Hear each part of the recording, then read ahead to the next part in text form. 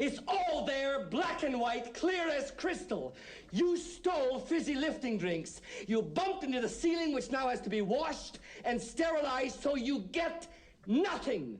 You lose. Good day, sir.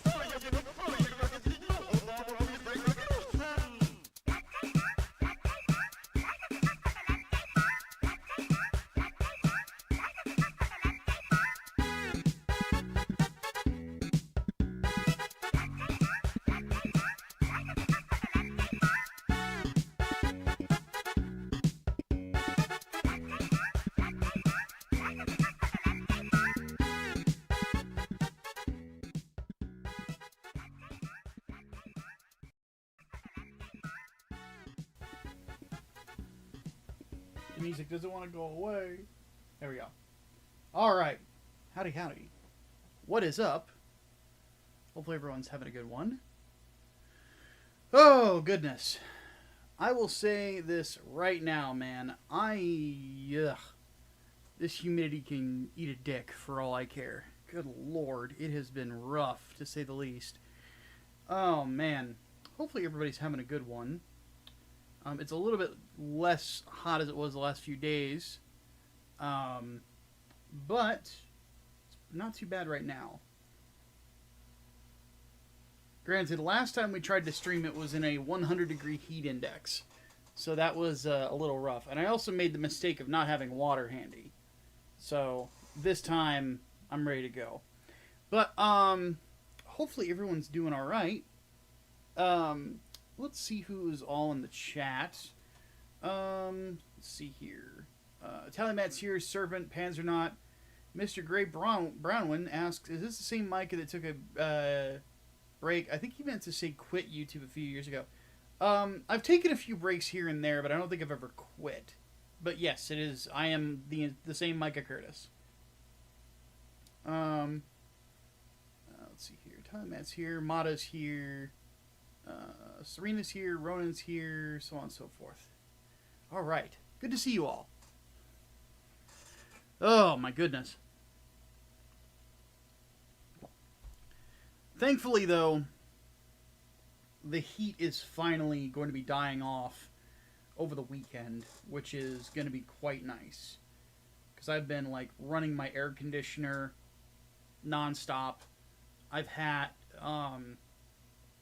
every time I go to like cook dinner, I'm just like drenched in sweat afterwards because it's just so hot. It's like, give me a break. So, but hopefully everyone's doing all right. So where we left off yesterday, I was in the midst of painting some stuff, and we did a pretty decent job with it, but some of these, looking at them earlier today, need to be touched up. So we're going to do that, and then we're going to assemble the backpack today. And then if I've still got some energy in me, we're going to go ahead and work on the weaponry for the Sinanju, and go from there. So, let's get rolling. Let's see here. What do I need before we do this? I need to move this up like that. One thing I was going to check for, generally speaking, whenever it's hotter out, some of your paints, you're going to run through them faster. I need to see if I have another thing of stainless steel. Chrome silver. So I got to run through my metallics real quick. My paints are very disorganized right now. Stainless 2. Okay, I do have another. Good. So, let us commence. So, last we left our hero. Move my microphone over. Whoop. And you guys don't need to be seeing my messy living room. I'm actually doing some rearranging of stuff in my living room right now, so it's got boxes and stuff in different places and things like that. It's not very good looking. Not something I'm proud of, but it is what it is. Okay, so what we're going to do on this particular bit is we're going to paint to assemble, as I'm going to call it. Some parts of this, the paint did not really get as deep of a red as I would like it to, so this is a little pale. So those are going to get redone. I think what I need to do is I need to increase the PSI on my airbrush a little bit.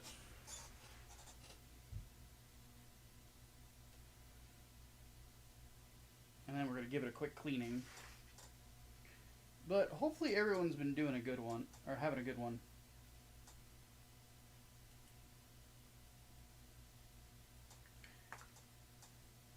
On my end, I have been working on a few different things.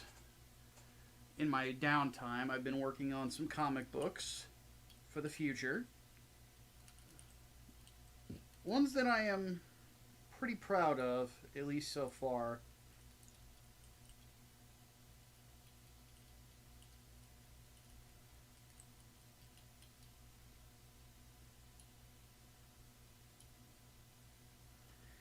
And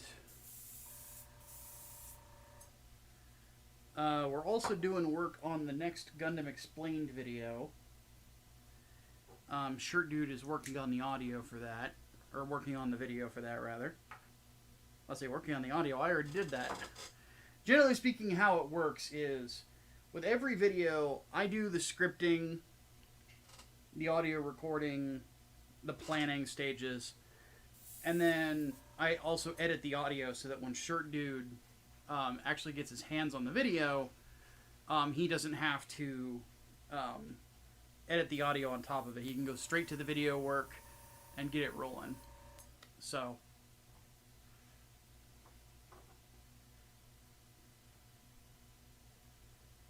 wish they'd reprint more of Punisher's first stuff. That would be nice. I think that there's a few Punisher omnibuses out there, though.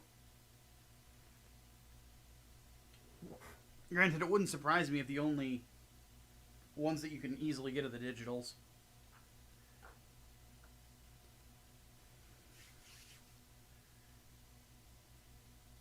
But anyway, what we're going to do is we're going to take a couple of pieces and we're going to touch these up. Let me go ahead and switch over so you guys can get a better view of what I'm doing here. Whoop. We're going to touch this up because the insides of this do not really look that great. You can see they look a little pale. That's because they're the paint is very thin there. So the interiors of this need to be done.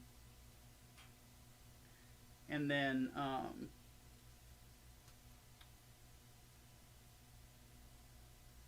once that's taken care of, we can go ahead and start the assembly of the backpack.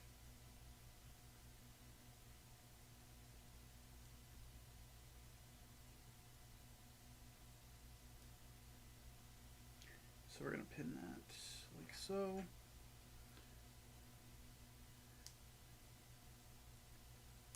Oh my gosh.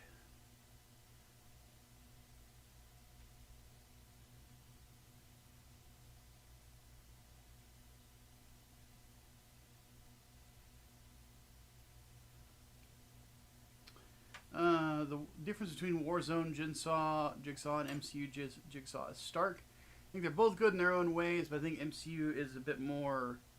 But I like the Jigsaw a bit more. Yeah, I think that the TV show Jigsaw is interesting because instead of having this ultra fucked up visage, it's more of a psychological scarring that I find really intriguing about it. Granted, I still think that the second season of Netflix Punisher is weaker than the first. But it's got its moments.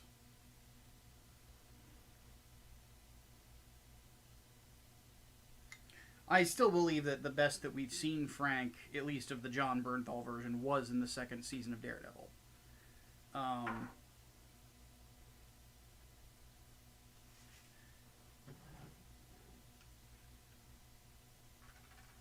And I love John Bernthal's passion for the character.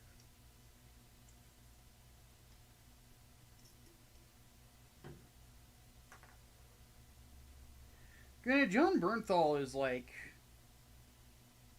seems to be like one of the most genuine dudes in Hollywood. Which is really wild when you think about it. It's like... a genuine human being in Hollywood? What kind of planet are we living on? I thought they ran out of those. So far, GB4 has been pretty good. Might stream on Discord later tonight, depending on how work goes. Fair enough. I don't know if I'll be able to watch. I'm not super interested in Gundam Breaker, personally. But I can understand why some people enjoy it. Because I had 3. And 3 was alright. It's just one of those things where there was about a lot of grind to it, and I wasn't the biggest fan of that. Again, not a bad video game by any stretch of the imagination. It's just you kind of have to be looking for what it's offering, if that makes any sense. Though I suppose that's true of everything, you know?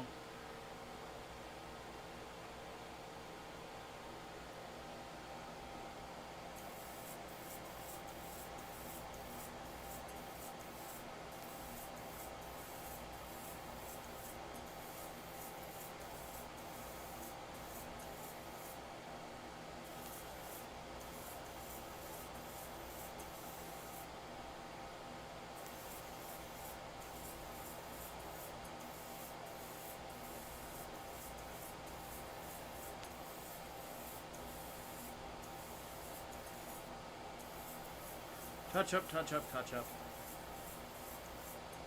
That looks a lot better. Okay. We'll leave those there to dry. And give the rest of these a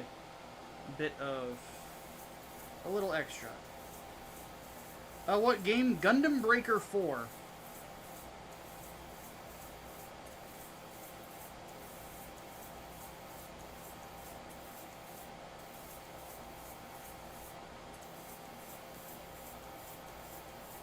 Gundam Breaker is a Gundam franchise that is basically about Gunpla model kits fighting other Gunpla model kits. And then you beat up those model kits and take their parts to make your own custom mobile suit. Why is there a fly in here? I'm gonna kill you with spray. Go away.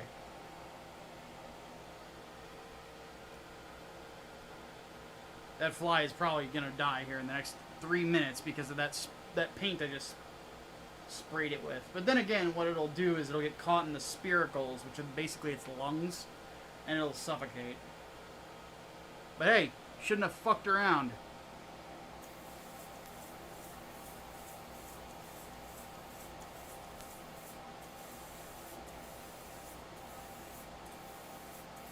Oh, you're back, huh?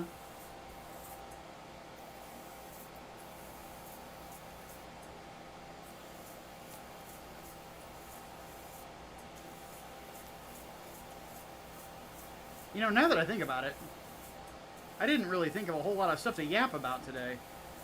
That's not good. What to yap about?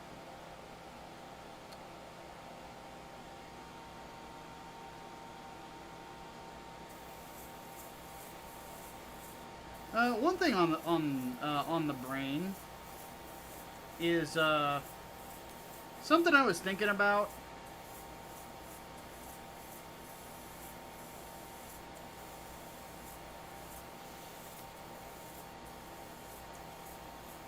I don't know why I'm torturing myself like this, but there's part of me that has been trying to figure out the psychology of the Seed fan. Why? I don't fucking know, but I have been trying to figure that out. But real quick, let me answer this question. What are your opinions on the Sonic 3 trailer? I mean, it looks like it'll be fun. I have not watched any of the Sonic movies, so I don't know how good they are, but, Shadow the Hedgehog being played by Keanu Reeves kind of makes sense. So, yeah. I imagine Sonic fans are pretty happy. I am not the biggest Sonic the Hedgehog fan, admittedly. I don't hate it, but the only Sonic the Hedgehog game I have ever, or games that I have ever played to completion are Sonic 1 and 2 on the Genesis. And even then, I never beat them until I was like in my 20s. Because I never just sat down to play them all the way through. Mostly because I didn't own a Genesis. They came out on Xbox Live Arcade. I'm like, oh, these are $5. I guess I'm going to buy them. And buy them I did.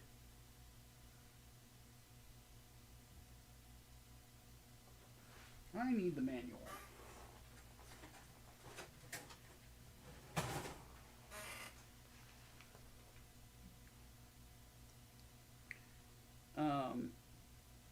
But yeah. I don't really have, like, a close relation, or, like, I'm not, like, the biggest Sonic fan in the world, but if Sonic fans are happy, then I am happy for them.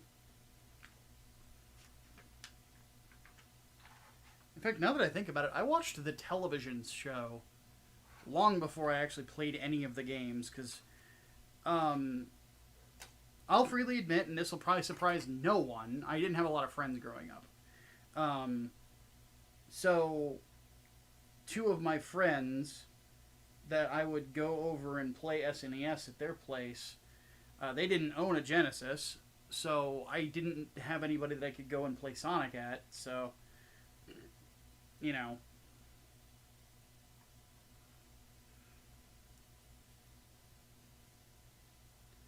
I only know, like, Shadow the Hedgehog through, like, memes and shit. Let me show you guys what I'm doing. Like, the one I'm familiar with is the one of Shadow, like, overlooking you, and it says, now draw her giving birth. It's like, what? Like, where the fuck did this come from, sir?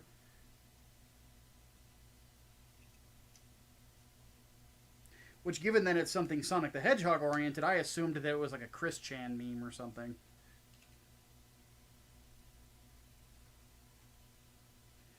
So these slide on pretty easily right there. Beautiful. And now we can take these out. Go ahead and put these on here, I think. Yes.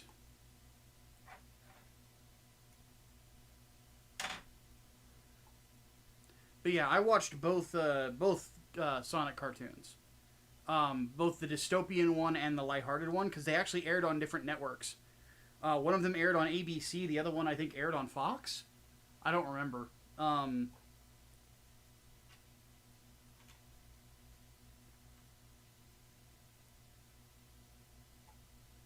just remember when I was a kid, I could almost do spot-on impressions of both of the Robotnik's robots in the comedic one. And then, of course, you can't forget that Sonic in those was voiced by Steve Urkel.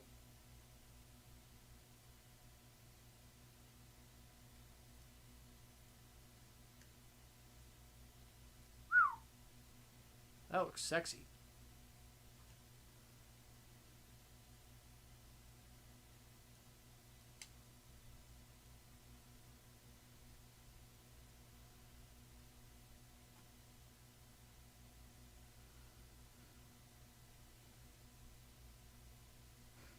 So yeah,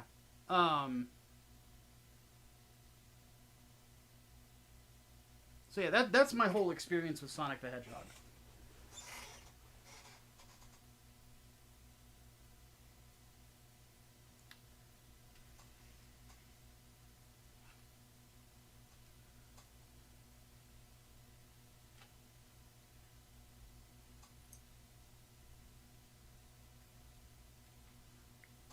Let's go ahead and start the assembly here.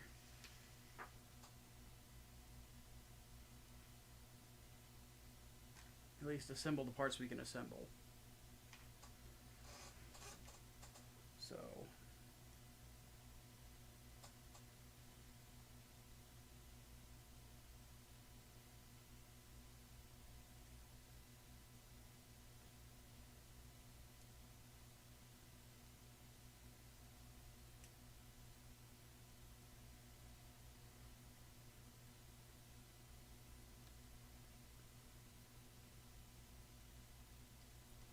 Sonic Sat-M was on ABC.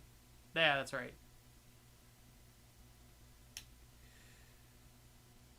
Surprised that I remembered that, honestly. I guess I've got a bit. I guess I'm not as much of an old man as I thought I was. Though I am getting pretty up there. I'm actually testing right now to see how long I can grow my chin hair before I turn 39. Because, yep, 39 in December, guys. I'm an old man.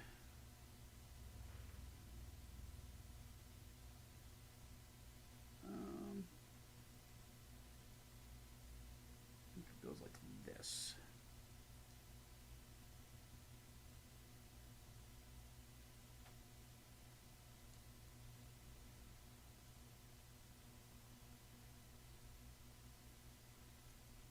Yep. But yeah. I'm trying to think if there's anything else that's been on my mind. But yeah, it looks like it'll be a fun movie. Maybe I'll watch the previous installments. Can't make any promises there. But, yeah, I will definitely say that my experiences with Sonic the Hedgehog, the video games, the ones I have played were a lot of fun. Except for Adventure 2. Adventure 2 sucks. I don't know why people like that game. I hate it. On a different note, did not like Across the Spider-Verse, and I loved ITSV because of dumb meta-narrative. Yeah, I've been told that I should watch that one, Man of Movies, to give my 2 cents on it, because I'm a fan of Spider-Man 2099, and I hear that they did Miguel dirty.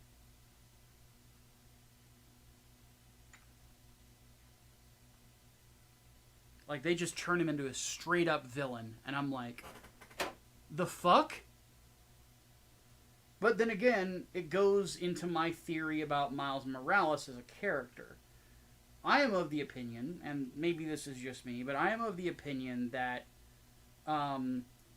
they are trying to do with Miles Morales what Vince McMahon did with John Cena that made everybody hate him.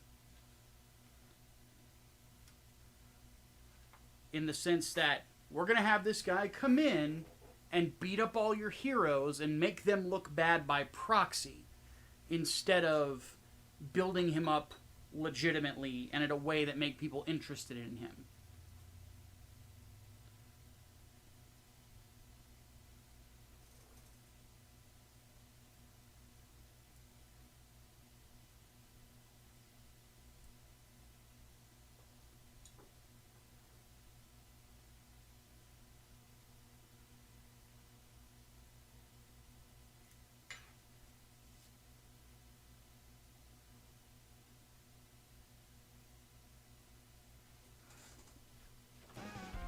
Thank you, Servant, for the $2 super chat. He says, yes, they turned Miguel into a villain poorly. Oh, I'm gonna hate it then. I'm gonna fucking hate that shit. That is something I'm gonna find very frustrating.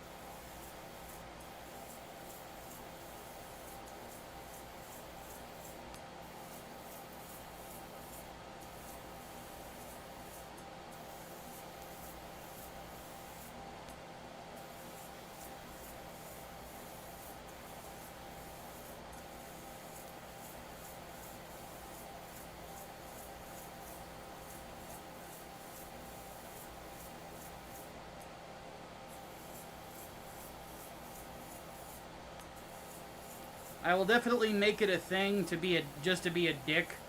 I will flat out say, if this is the case, you made to try and boost up the reputation of the first black Spider-Man, you destroyed the reputation of the first Latino one. And I'm gonna say that's fucking scummy. Because it is. That is fucking scummy. For a company that, you know, for these companies that all talk all this shit about diversity, you know, it's like, clearly you don't like some backgrounds and you're perfectly fine with others. Like, it's a little ridiculous. So yeah, I'm gonna, if it's a meta plot, I'm gonna rip that shit to pieces, because I am not a big fan of those.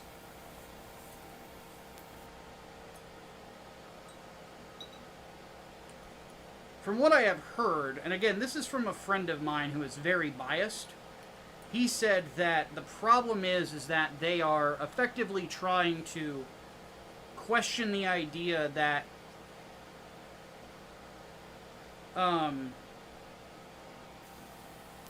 tragedy is what makes a superhero what they are.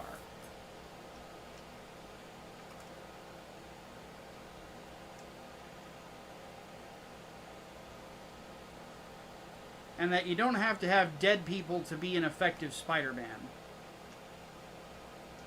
I am, if that is the case, I am looking forward to tearing it to pieces, because that is a stupid idea.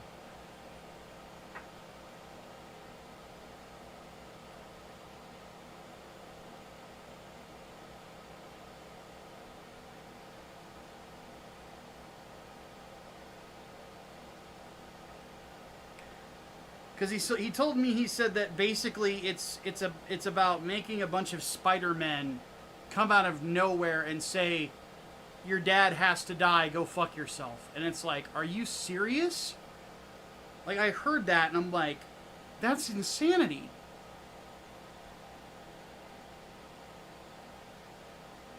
Like, who wrote that and thought it was a cool idea?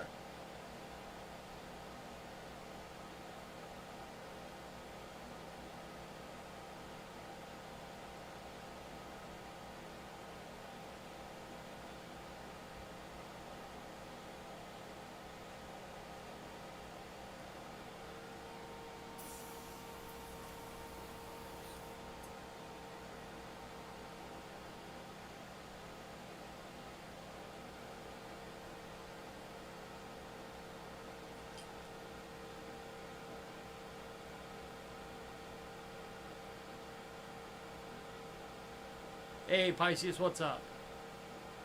But yeah, like, that sort of thing, I'm not really a big fan of that. Like, I'm very much of the opinion that, like, if you're wanting to challenge and give this idea of challenging destiny. There's so many great ways to go through with it to make a super compelling story that honestly, if that was the case, you could make Miles a much more sympathetic character. And a much more interesting character, and show some interesting bits of his morals, but man, that just sounds bad. Honestly, his own video game sounds like it's a lot better in regards to story, and his video game had some problems.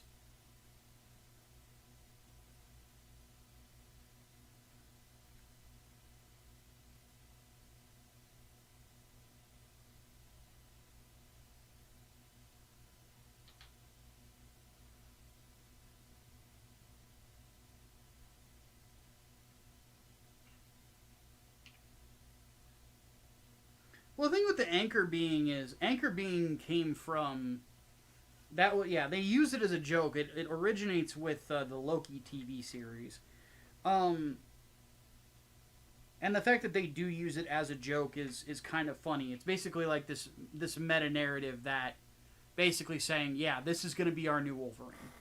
It's basically all it's saying. It's not super complicated or anything like that. It keeps it pretty simple.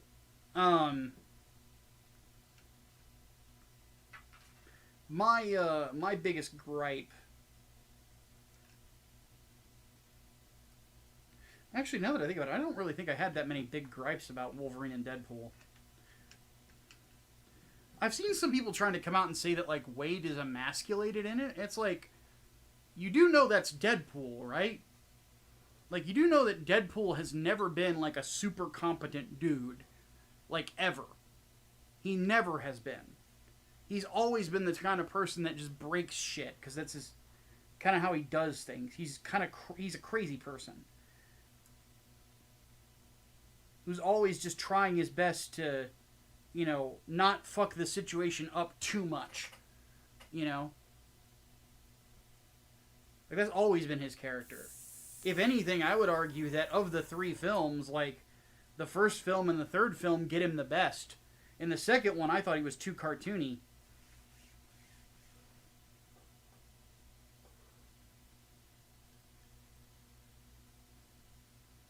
Wade is one of those characters that he jokes to hide the bullshit and the part of his brain that is telling him he's a fuck up and he's never going to do anything worthwhile.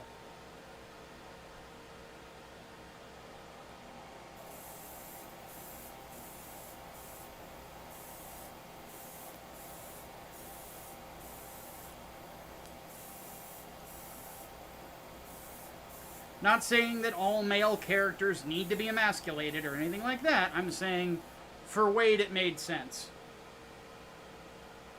And for Logan it made sense because for that version of Logan, it is effectively a redemption story. In reality, it's a redemption story for both of them. And by the end of it, they both, are redeemed, and then they both effectively... Wade gets his family back and Logan finds a new one. And it's... Honestly, the ending of Deadpool and Wolverine's really wholesome. Kind of gives this idea that, yeah, family is worth fighting your way through hell for. And that despite the things you do in life, you can find redemption. Like, these are good, positive messages.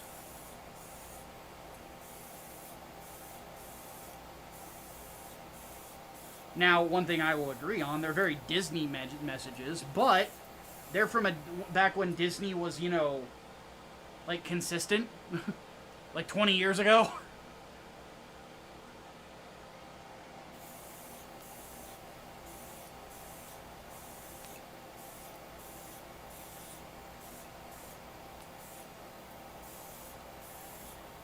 It's one of the wildest things to me, because, like, if you think about it, in the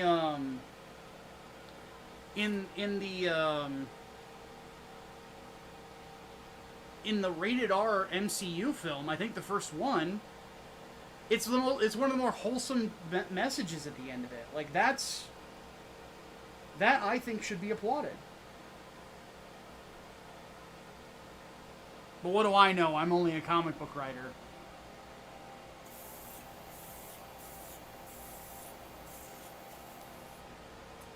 And owner of a publishing business. And editor.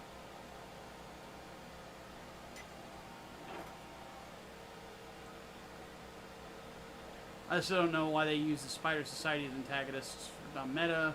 It makes, I think Miles looks bad from a perspective. Feels like they used it to prop up Miles. Well, yeah, that's the thing with Miles Morales. This is my general problem with Miles. So let me talk to you guys a little bit about let me talk to you a little bit about professional wrestling. And this is going to be relevant. So everybody in chat knows who John Cena is, I would assume. He's only the most popular wrestler since, like, well, The Rock and Stone Cold Steve Austin. The one thing about John Cena as a wrestler is that he was incredibly divisive among wrestling fans for a while. A lot of hardcore wrestling fans did not like John Cena. And a lot of the reason for that is that after he won the WWE title, it honestly felt like they were, they were giving him what's called a push. The basic idea in professional wrestling is that the wrestling company is carried usually by about 3 or 4 big stars. They are the guys that you put at the top of the bill that bring people in and, as they say in that business, put butts in seats, right? So they're your main attractions. They're your stars of the show. John was one that they were pushing as basically the next big thing. Him and Batista were their big guys. The big thing about John Cena was it felt like they were having him beat everybody that the audience honestly preferred over John. The most notable of them being Kurt Angle. But then later on, they would do the same thing with Triple H and Shawn Michaels and basically everybody else that was a big name.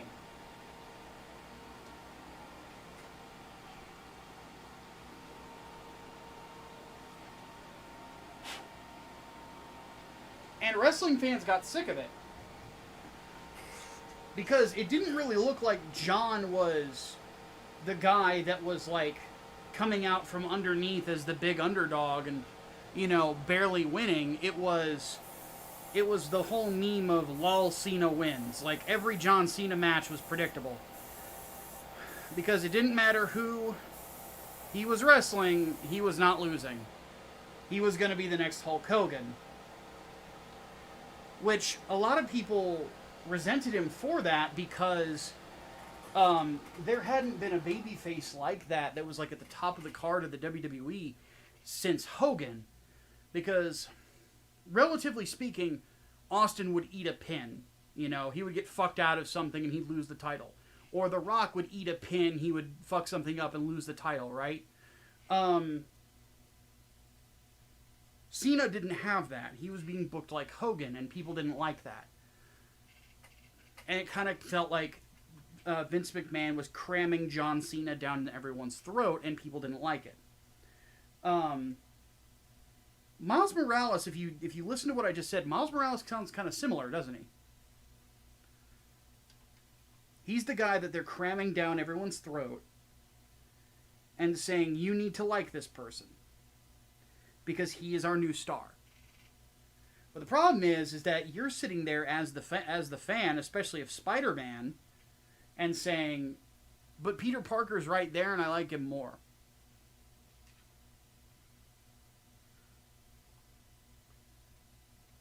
It took John Cena a while to get his own... Yeah, John Cena was a Gary Stu.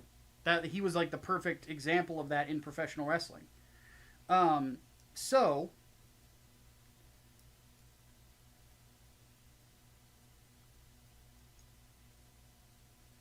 So yeah, a lot of wrestling fans not really too happy about that. Now, as time went on, a lot of people grew to appreciate John Cena.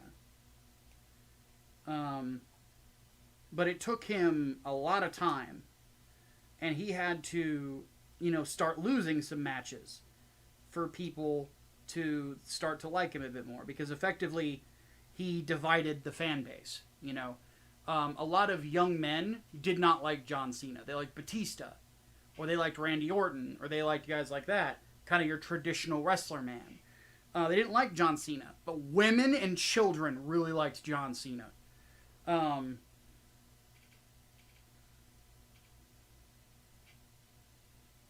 There's a funny story. The professional wrestler Kevin Owens, who used to go by Kevin Steen on the indies, because that's his real name, he had this whole thing where it was kind of annoying that he was like this guy who everybody praised on the indies as like God's gift to wrestling, all this shit, and his son was like John Cena's biggest fan. And he's like, what the fuck?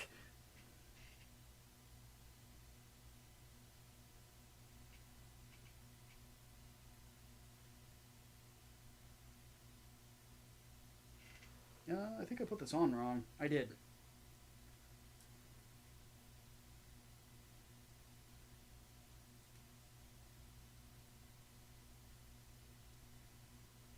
There we go.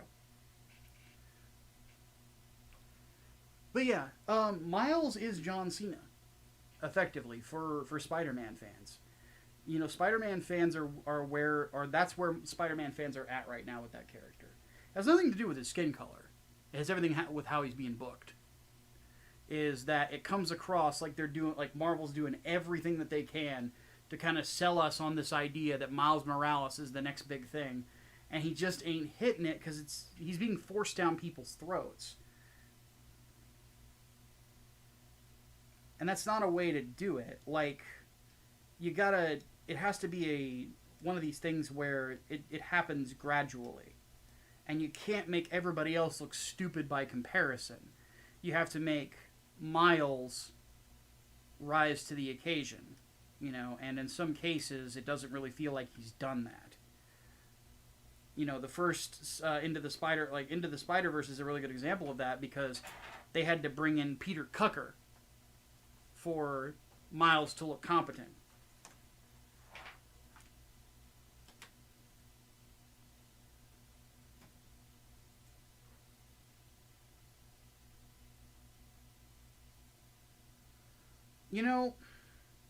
I was originally going to color separate this to have the blood red on top. Now, the more I look at it, the less I like that idea.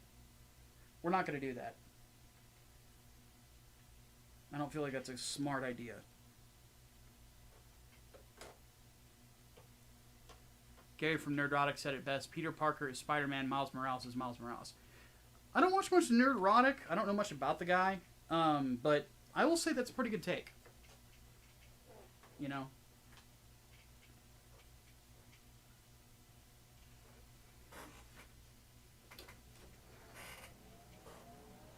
My whole thing is that if you're going to do a passing of the torch between the two characters, it needs to flow properly. It needs to be something that people can understand why Peter would not want to have the mantle anymore. Oddly enough, I kind of feel like the Spider-Man games did a better job of it. Now, Miles' costume in Spider-Man 2, that final costume, looks fucking stupid.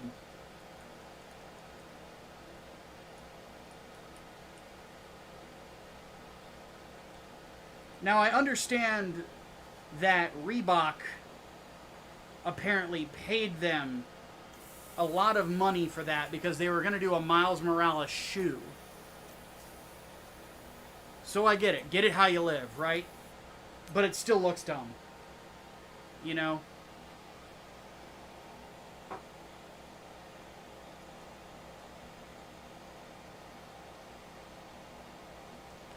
I have to watch Crosshand because somebody paid me to. Get it how you live. It is what it is.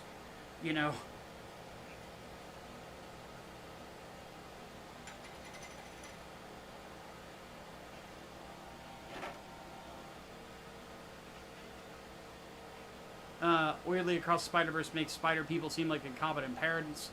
3 spider people, one of them being Miguel, another being Peter B. Yeah, and I hated Peter B. Parker. I also hate the fact that they have a Spider-Woman that's very pregnant. And I'm like, that's child endangerment. We should not be celebrating that. It's the same reason I didn't like it in the comics when they did that with Jessica Drew. I'm like, that's child endangerment. That's not something that character would do.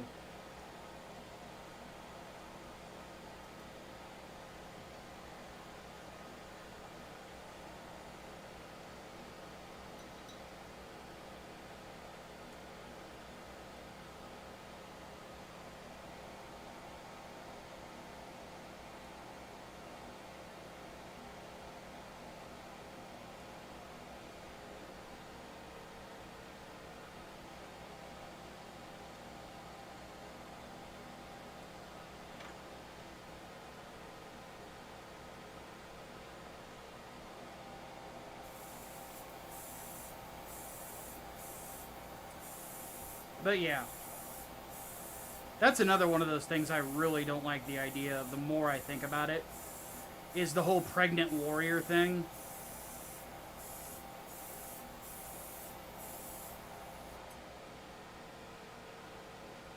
It's kind of uncivilized. The only film or anything that I saw with it that I thought it sort of made sense was, oddly enough, in the Conan the Barbarian remake. And the only reason it kind of made sense is because the village was being raided, and it was one of those things where, like, everybody, man, woman, and child, needs to get a sword or we're all dead. Have a good night, Ronan. Don't get me started how they turned Mary Jane Watson into a hideous woman. Hard to disagree about Spider-Man 2. Miles earned none of the mantle, and Peter taking a break is not in character, especially after the first game. I'd have to rewatch the story, but I could understand why he would want a little bit of a break to, you know, patch things up with MJ. Though one thing I will admit, MJ kind of came across as a little selfish. But granted, I don't really think that Spider-Man 2's writing is as good as the first game. Like, I kind of feel like ever since that first game's downloadable content, it's kind of gone downhill. Granted, like, the DLC, you can understand why it's bad, because it was written by Sam Maggs, and she was in charge of it. And, like, there's a reason that a lot of people don't like to talk about the DLC to that game, outside of the costumes that you get. I never even finished the last one, because it was just so bad. Because just randomly they turned Peter into a simp for Silver Sable, talking about how awesome she is all the time, when in reality that was not how he felt about her. And it's like, Sam, did you not even play the original game? And I'm assuming that she didn't. Or she just wasn't paying attention.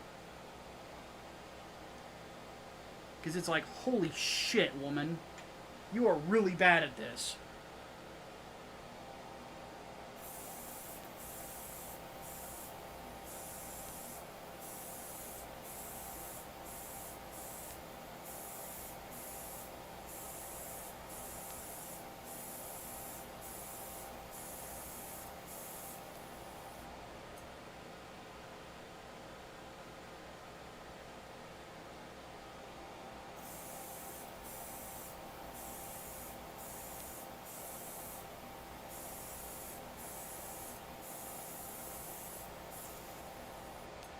There we go. We'll give those a minute to dry.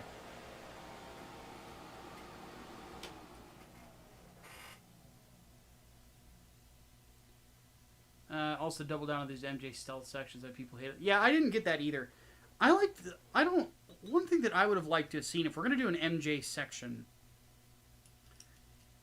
you've got her as a journalist, right? Like an investigative journalist. Did any of you guys ever play Condemned 2? If you haven't in the chat, let me know. I will explain where I'm going with this. Trust me, I'm cooking. I'm cooking, baby. I got some ideas. As the great philosopher Jack Black said, I got vision out the butt, so let's just go with it.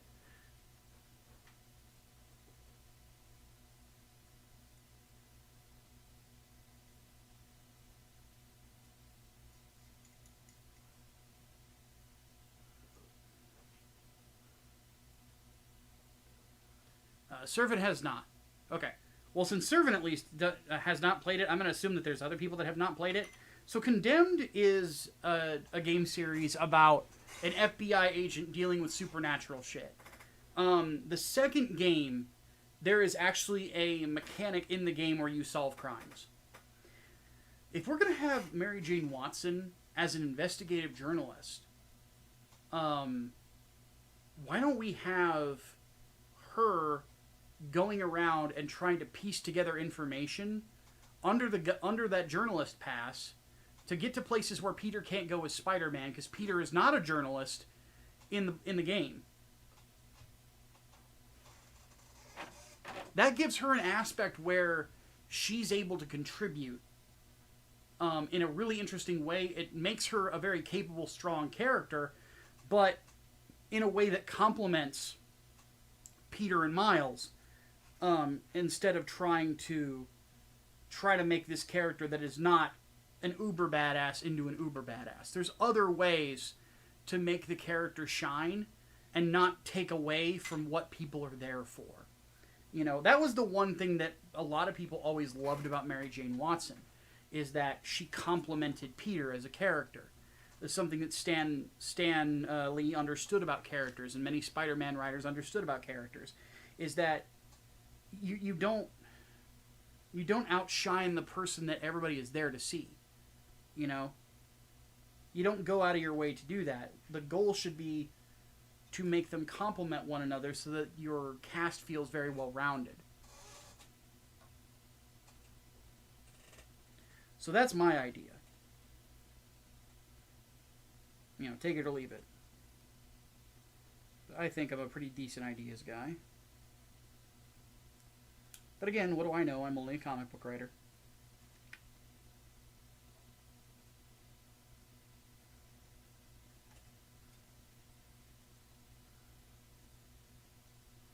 You know, the funny thing about this story that we're discussing, it kind of solidifies for me whenever people tell me that nobody's interested in comic books anymore. People only care about manga. I think that's bullshit. I think there's quite a few people that like comic book characters. I just think that the problem in this day and age is that there's a lot of comic book characters that are great characters that are very poorly written. And people are fucking sick of it.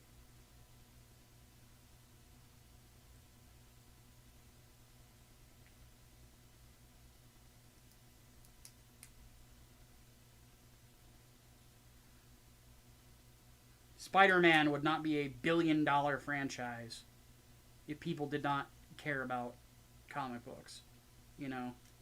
The Avengers would not be a billion-dollar franchise if people did not care about comic book characters. Like, that to me is just fucking dumb. Look at that.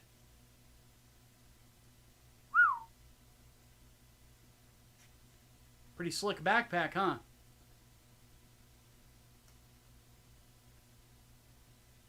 And then, when you extend that out, whoop,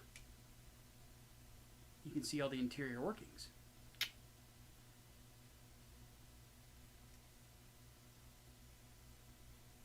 I am a fan. It's not done, though. There's more to do. But we're going to go ahead and put it onto our guy anyway. Let's bring him over here.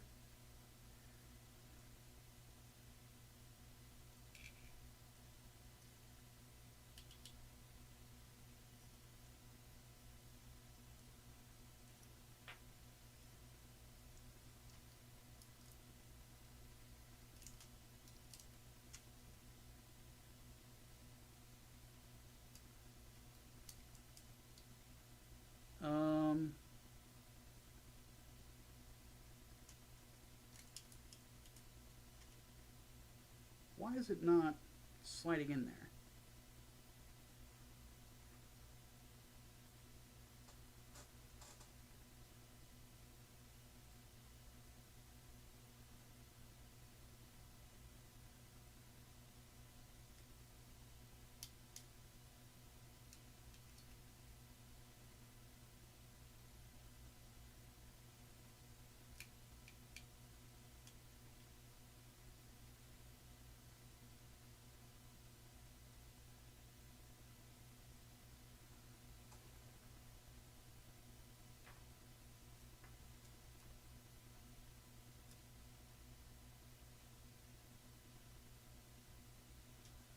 looks like it's supposed to go in and then slide down.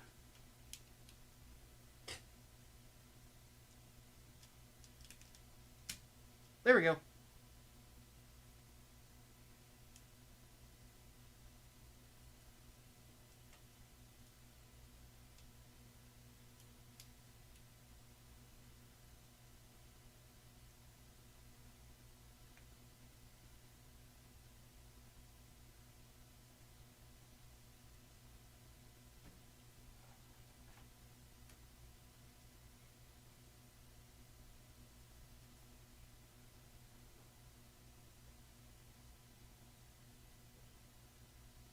Looks pretty good, but it is missing something.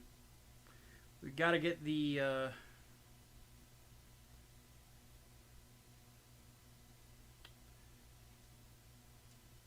got to get the fuel tanks done.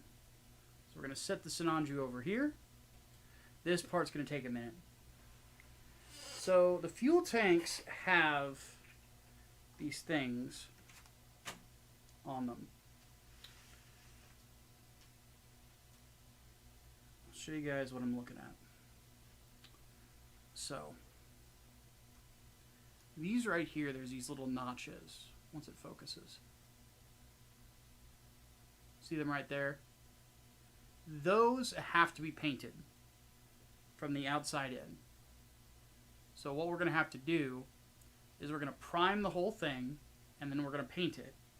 And then we're going to hit it with a gray primer. Actually, no. Then we're going to hit it with a dark gray metallic on the inside of it. And then there's supposed to be a racing stripe that goes across the center that we're going to do as well, which will not be easy to do, but we are going to do it. I've done it before, so it's not impossible for me. It's just a very thin stripe, but it is there because you can see it right there. That is what we are aiming for, that look. In fact, there's black in the middle of it, so we might have to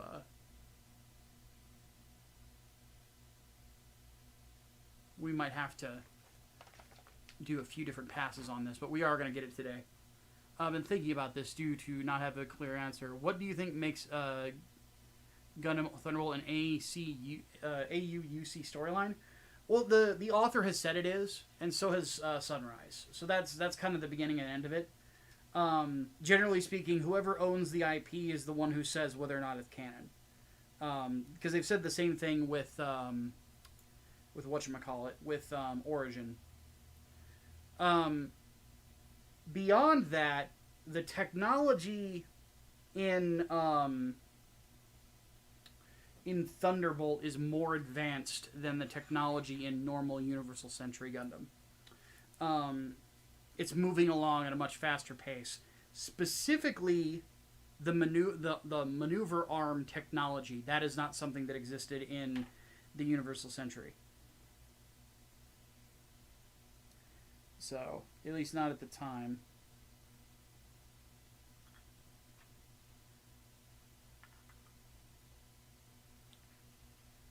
So they're very similar, but there's some things about it that just don't exist. The same thing with like the system of the Psycho Gundam of basically it being a clear pilot interaction thing. Like that didn't exist either.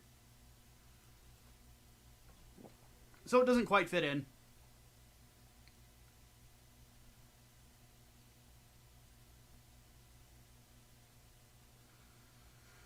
Kind of hard to get into comics compared to manga in the sense that comics are never-ending stories while manga have a beginning, middle, and end. That is true.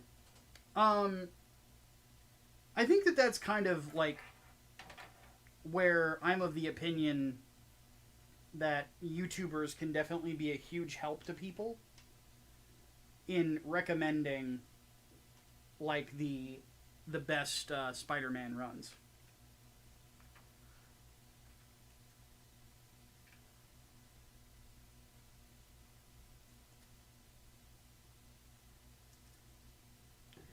My personal recommendations are the J. Michael Straczynski run.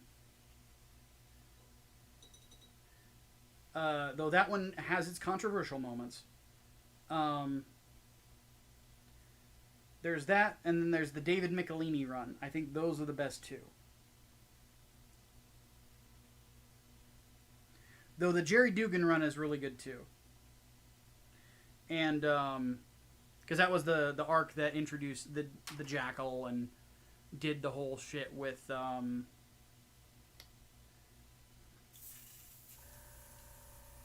Punisher showing up and stuff like that. Ah! Shook it too hard and some primer got on my finger. I'm clearing this off real quick. Have to wash my hands later. Granted, I wash my hands every time after I, you know, do my Gunpla stuff, but I don't want this shit getting over everything. Okay. What does everyone think of the Master Grade Vidar? I cannot wait to build it. It's going to go right over there with my Barbatos.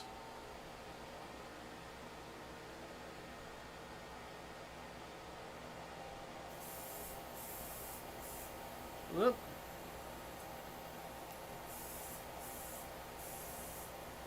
I might put LEDs in that one's eyes too.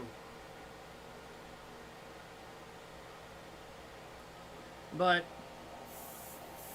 I've been thinking about doing videos about what I consider to be like the definitive Spider-Man runs. The definitive Venom comics, things like that.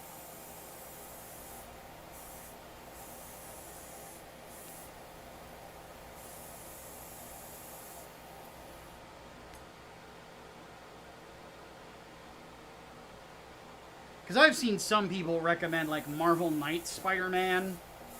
I hate Marvel Knights Spider-Man. Because that was basically just Mark Miller really badly sucking off the Silver Age.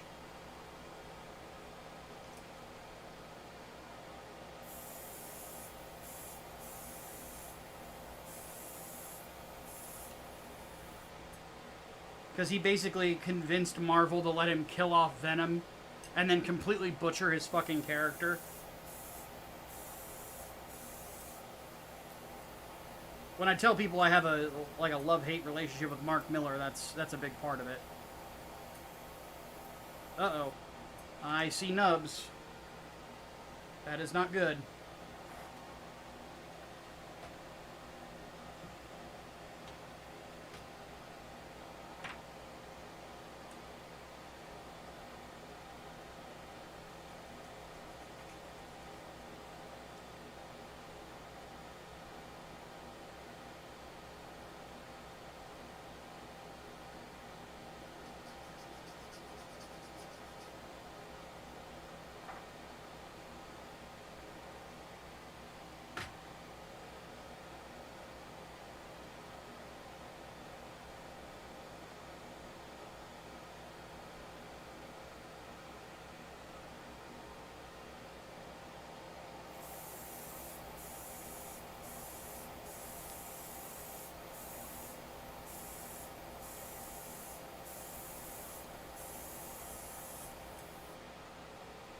Okay.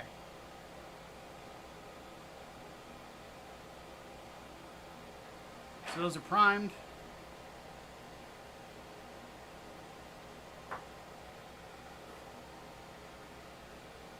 How does Mark Miller give Ennis a run for his money in the I'm edgy and try hard as fuck department? Because for a lot of the things that people accuse Garth Ennis of doing, Mark Miller actually did. Mark Miller has actually done entire comics just to spite just comic book readers in general.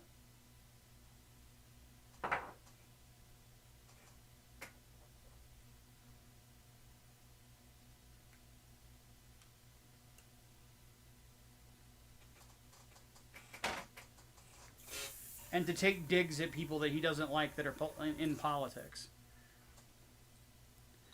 And the funny part about it is it usually backfires.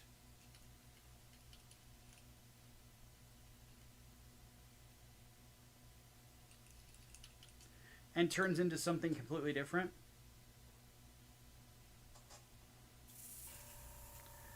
Like, here's a good example of Mark Miller, like, doing that and it kind of being thrown in his face, is like he was trying to paint Americans as kind of like jingoistic and uncaring about other nations and shit like that when it came to his Ultimate Captain America, and people saw his Ultimate Captain America, what he says, does it look like the A on my head? Do you think this A stands for France? And people laughed their fucking asses off and thought it was amazing. And they're like, yeah, Ultimate Cap's fucking awesome. And Mark Miller was probably, you know, hanging his head like, God damn it. It's like, what, did you think people were going to like pat your fucking ass for that? It's like, we have good reason not to like the French. Because A, they're French. And B, it's a nation of pretentious, surrendering, cheese-eating twat waffles.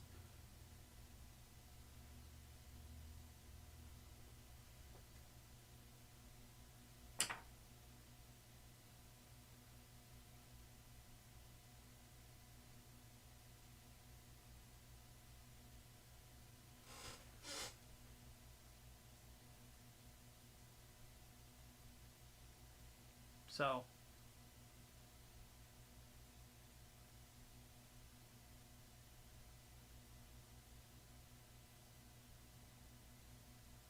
why does he do it? There's this weird thing where there's a lot of like writers out there that have that period where they write stuff to get at fans to fuck with them because they're being annoyed by them. The problem is like, I don't understand the point of it personally. Like, look, there are some people that, you know, will talk some serious noise about the stuff that I've done.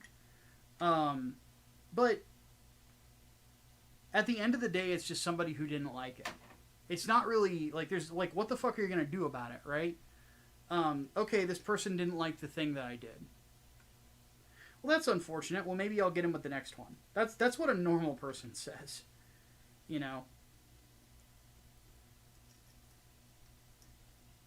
But if you get, like, super annoyed with people because they disagree with your portrayal, like, at the end of the day, like, the effect that they have on you is the effect you let them have. I somewhat feel ashamed to have French ancestry thanks to the Olympics. Yeah! That was a clusterfuck now, wasn't it?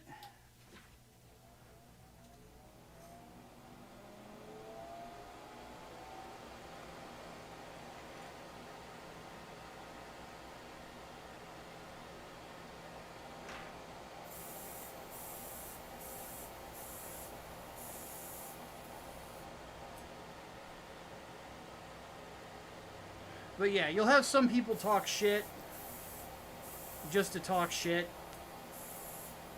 And you'll have people that genuinely don't like it. Some people, it's just not their taste, man. It is what it is. Like, you can't let it get to you. You gotta soldier on and keep rocking and try to tell the best story you can tell. And don't just fuck with people just to fuck with them.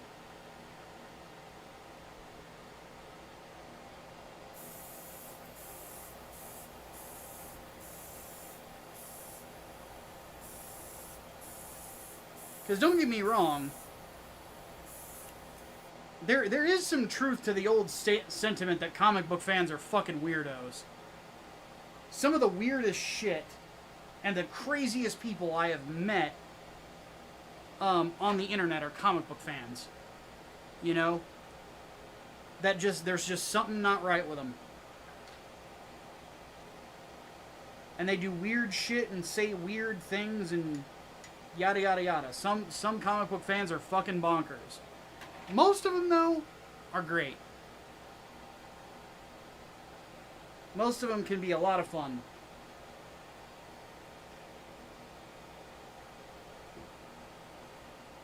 You just can't let the weird ones dominate your thoughts. Because they are the minority. They can be a vocal minority, but they are the minority.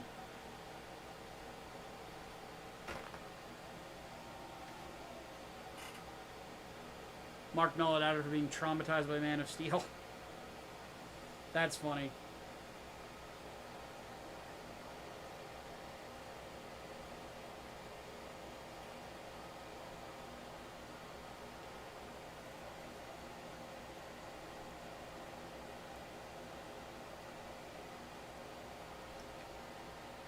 I am really looking forward to getting Inglewood out there, man. Got a lot of cool stuff going on. Like, we've got Inglewood going out here in the next couple of months. I initially was going to get it done this month, but the money is not all where it needs to be yet to get it done. We're going to go ahead and start ordering supplies, but it's going to be a gradual process. Have I ever heard of or watched Metalocalypse?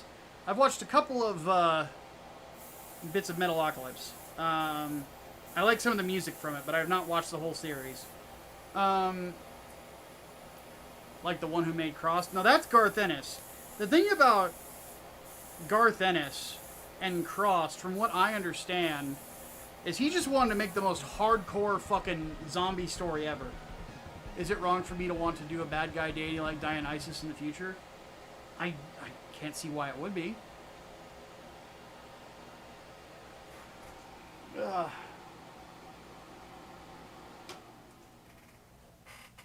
Whew.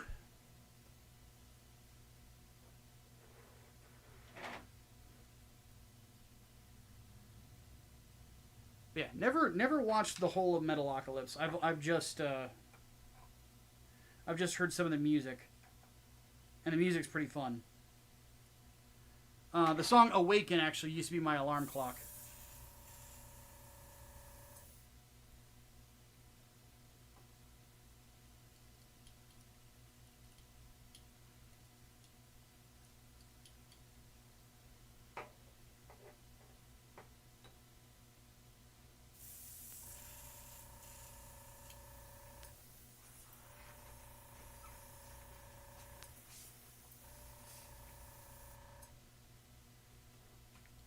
I even love how the creator of the show actually has his own touring band that plays the songs from the show and shit like that. I'm like, that's fucking awesome. Talk about committing to the bit.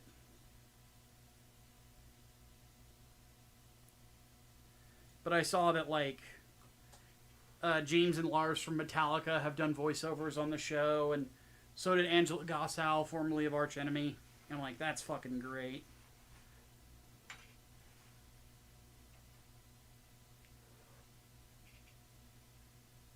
Okay, we're going to let those dry for a minute.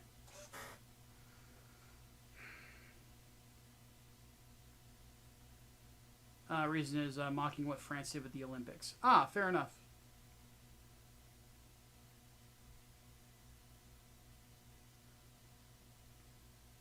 But yeah, Crossed is meant to effectively be the most fucked up, twisted, zombie story ever.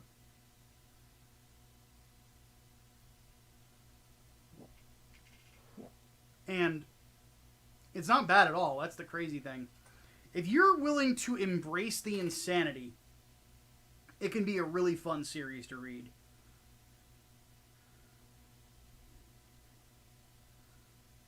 Because there are elements of it that are just flat out dark comedy. Like gallows black humor. But I like stuff like that sometimes. So. But it's not for everybody. Not by any stretch of the imagination.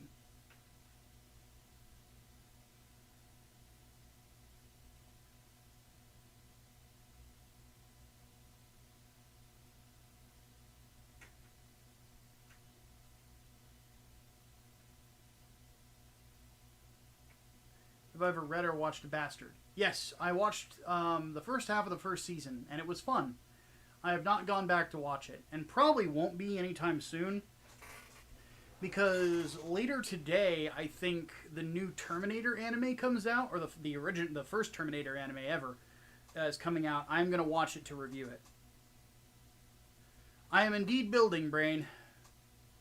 It is very warm in here, so I'm letting the paint dry before I touch it, because I don't want to smudge anything. Because we got to do a little masking. There's 2 per. Okay, this shouldn't be too bad.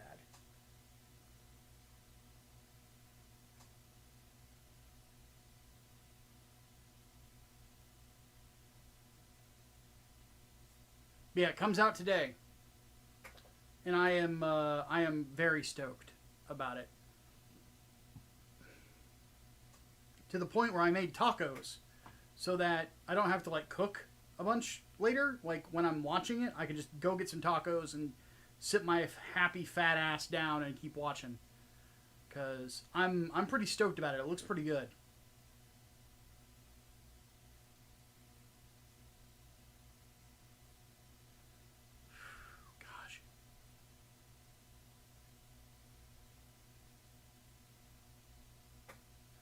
Gundam, man, am I dreading? Curious to dip my toes in. Gonna watch 00 and Witch from Mercury. 00 is not a bad starter.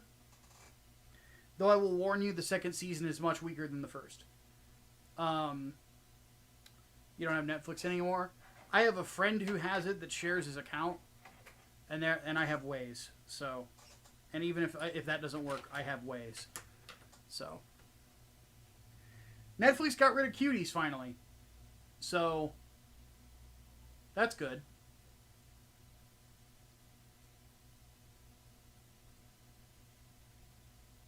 Because from how I understand it is, the way it works is that there's like a license that you get to have it on Netflix, and then they choose whether or not to renew it at a certain point. And they're like, yeah, we're not renewing this. So, good, because it cost them a lot of money. And a lot of faith was lost with a lot of people that had to earn back.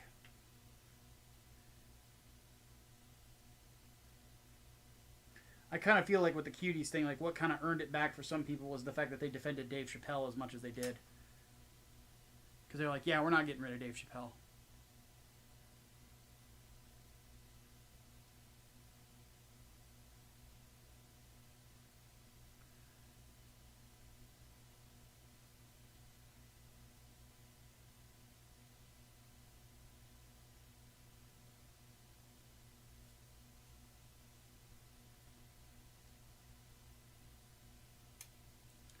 Okay, let's try this. Let's see if I press this down properly. I'll get a good outline of it.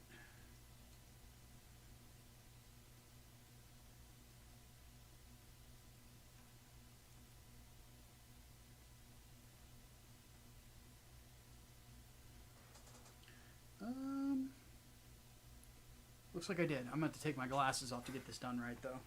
So I'm not going to be able to read chat for a second, guys. I am sorry for this.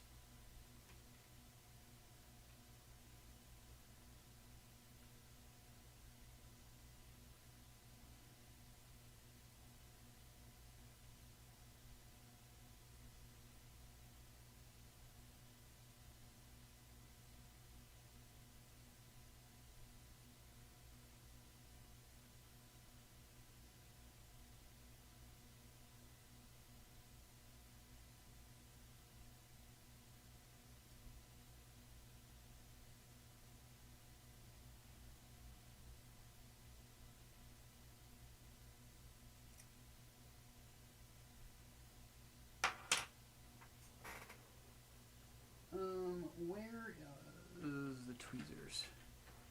Let's see if I can... if that worked.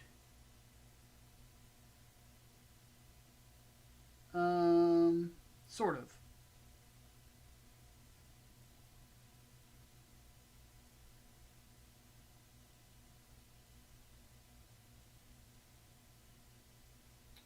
It's going to need a little bit of work, but that's a good base.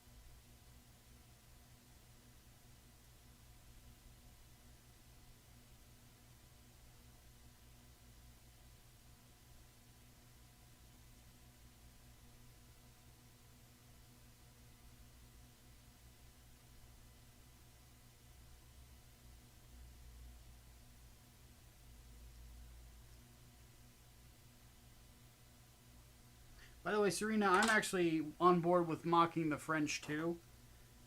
I think that it's perfectly fine to mock a country that wanted to have an Olympic ceremony where a grown man had his balls out around a child. I think they deserve a lot of mockery for that.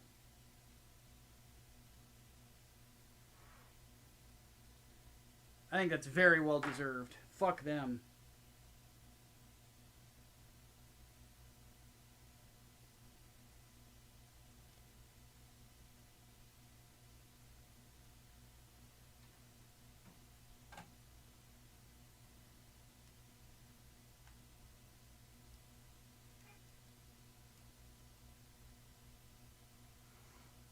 Parsius says, when it comes to Netflix, really any company, you can't just look at the company, what they're making, you have to look at the directors and writers. Good point. Very true. I don't need this thick of masking tape. Where is my thinner one? There you are.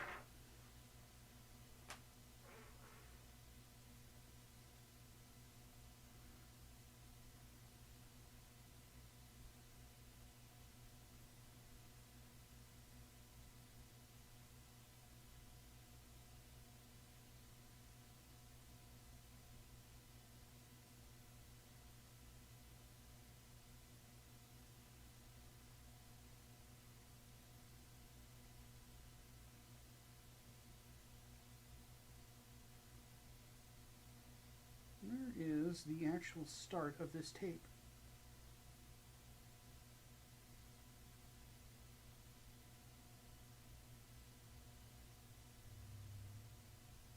There it is.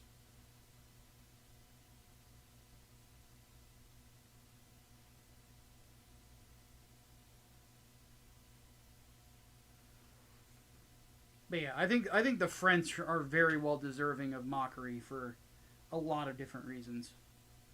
The Olympics being one of them.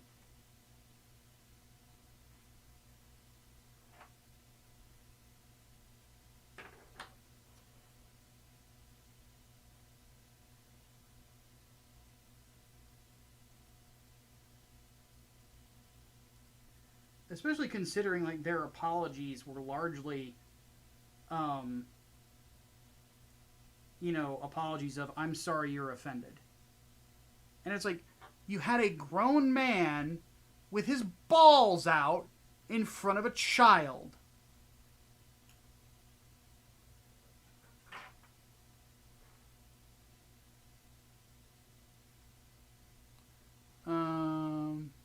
Pyzios. Okay, fair enough. I will try to remember that. Please don't hold it against me if I forget.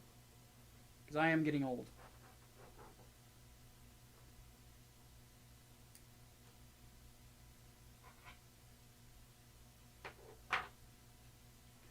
As much as I don't want to get old, I am getting old.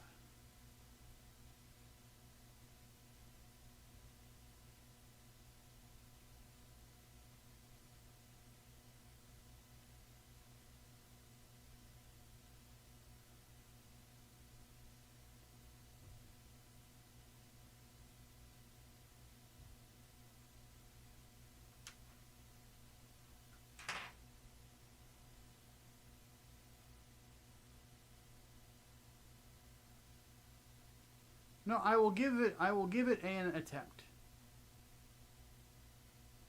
Paisios. Greek is not a realm of pronunciation that I am very good with, admittedly. I even took Greek, biblical Greek in college, and I failed that class. Like, and I was trying with that class, and I fucking still failed it. Like, it was bad. Languages have never been my strong suit.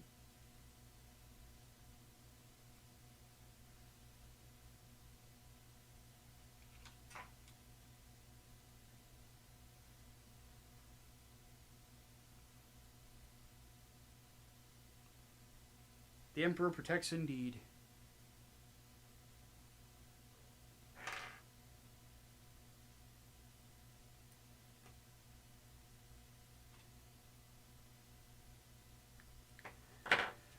I don't know if I'm going to get to play Rogue Trader tonight, Brain, but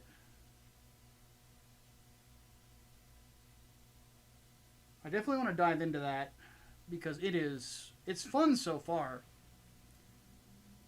I like the combat in it a lot more than I like it in the Pathfinder games. Then again, this is just me personally, before anyone freaks out. I'm not the biggest fan of Pathfinder the more I've played it.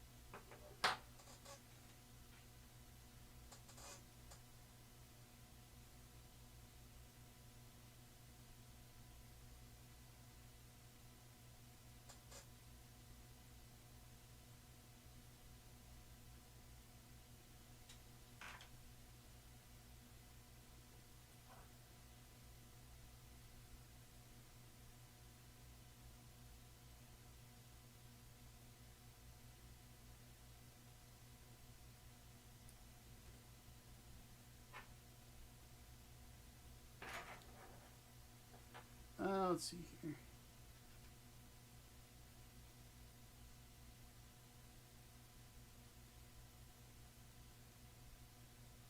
Although it gets really preachy, I can remind myself Gundam is more or less a toy commercial.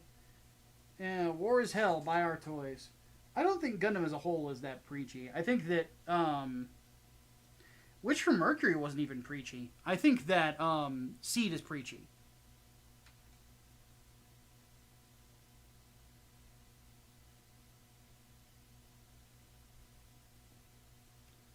Not defending French, I'm defending mythology.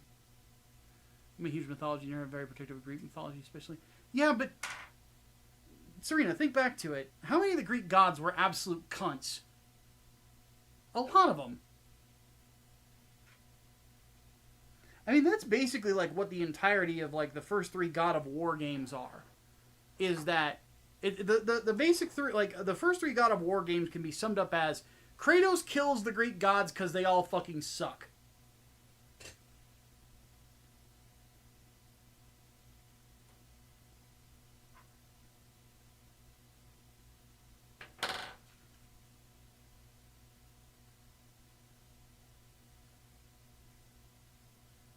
Like, the Greek gods are assholes. The only one that, like... Well, even then, like, even Hercules was not that good of a guy.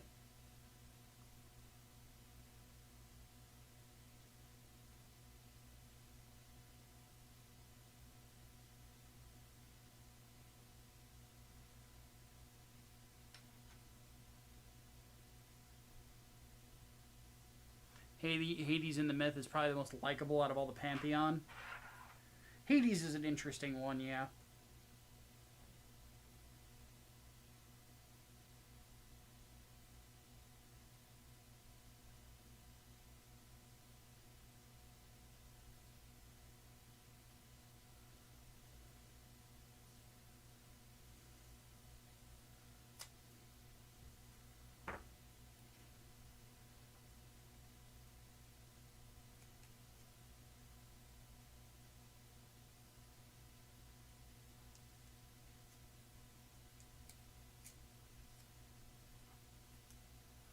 But yeah, the Greek gods suck, man.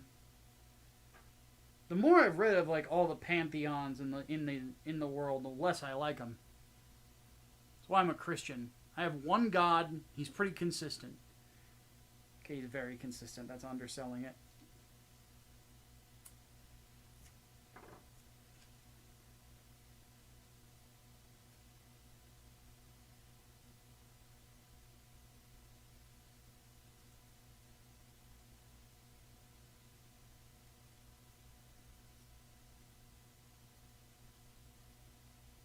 There's only one God, ma'am, and I'm pretty sure he doesn't dress like that. Alright, let's test this out.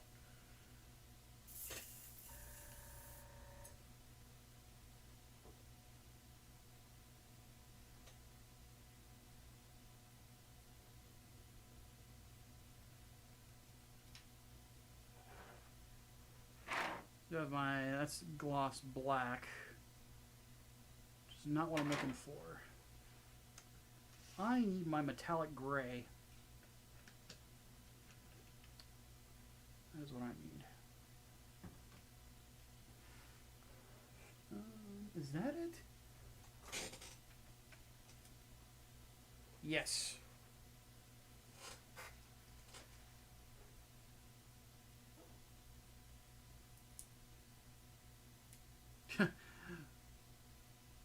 Why are other gods viewed as demons? I've never understood that. In Christian... I mean, it's... In Christianity, it just depends on where you're...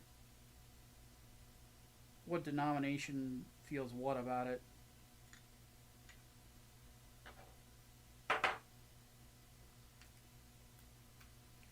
I don't think that that's necessarily the case.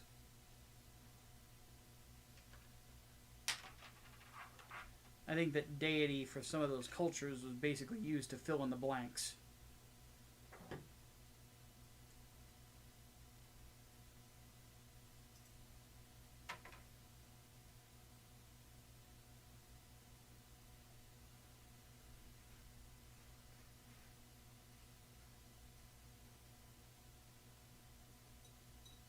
Yeah, the Aztec gods are a bunch of psychos.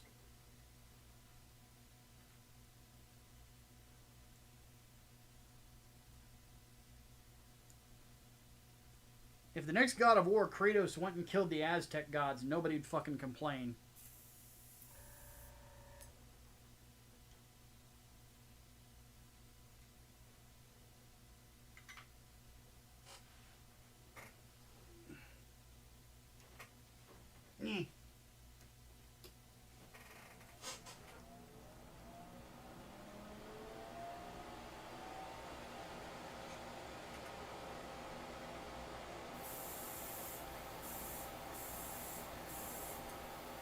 No, the demons in the new Doom games are demons.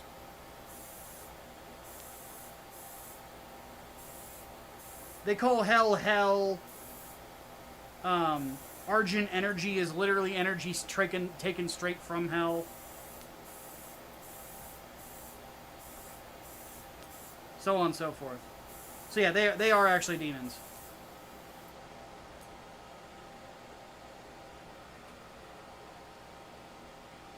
Hell is its own dimension.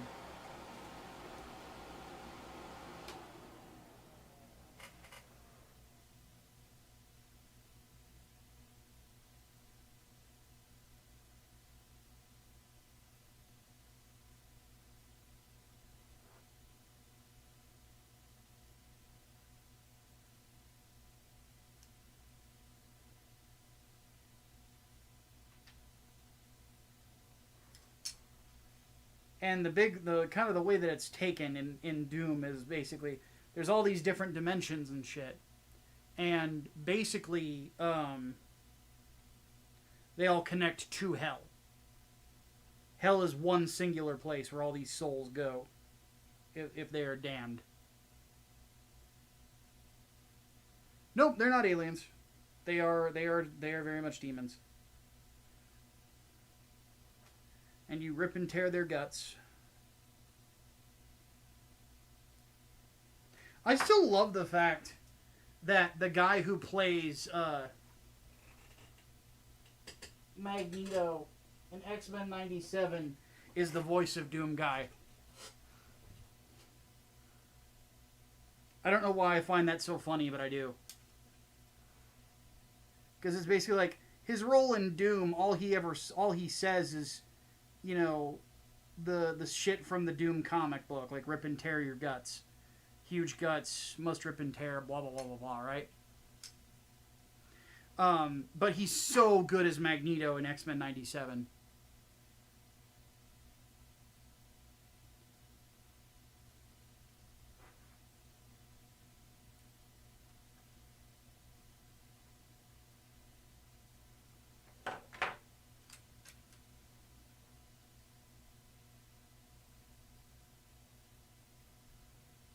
You see that? I just beat Mag freaking Nito.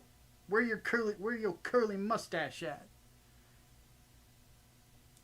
Doom Dark Ages looks promising. Have they actually said what who's going to be composing that? I have a feeling it's probably Andrew Holschultz, but it's definitely not Mick Gordon. He's flat out said he's never working for Bethesda ever again.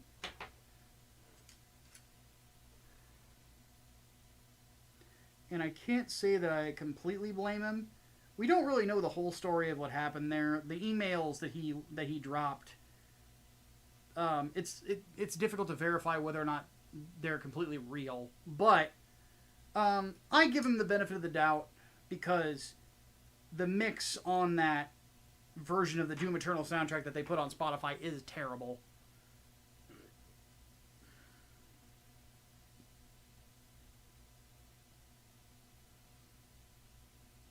I maintain they should have just let Mick do his job. He's very good at what he does. That dude put a lot of himself into Doom and giving it probably the most memorable soundtrack of the last 20 years.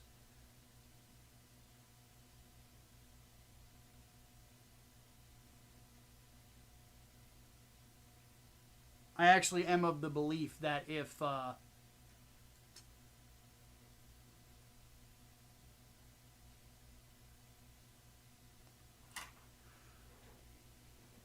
that Doom wouldn't have done as well without his music.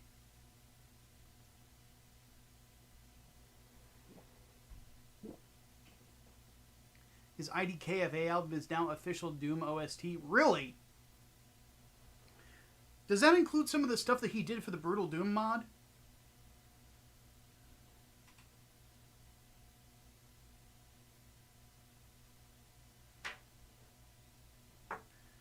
Because, man, his cover of E3M1 is, like, my favorite that I've ever heard. Granted, he just knows. He's like, this is Mouth for War by Pantera. I'm not going to fuck around with it.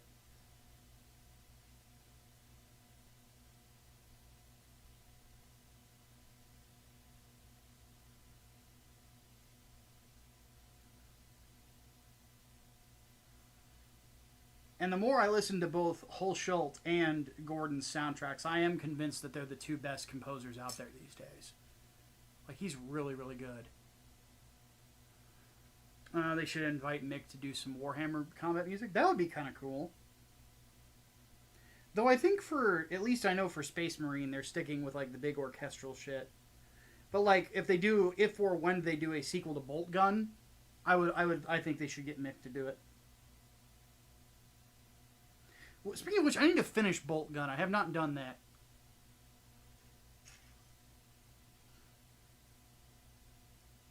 I was having fun with it, but there's a lot of game with that game, man. A lot of game with that game. Not a great sentence, but you get my meaning. You definitely get your money's worth, is basically what I'm trying to say. You guys can't see what I'm doing. There we go. I'm an idiot.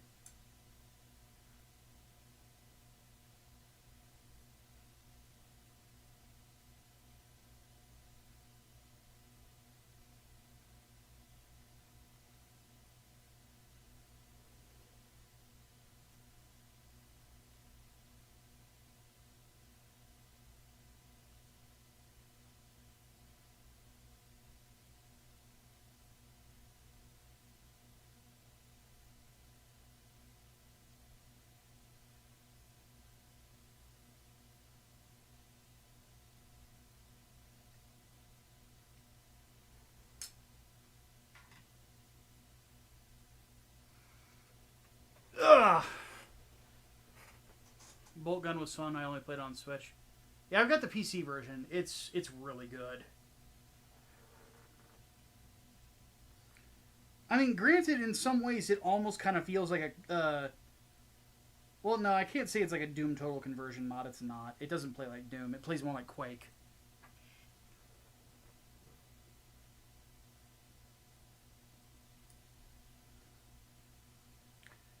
Which, that's another game I've never finished. I've never finished the original Quake.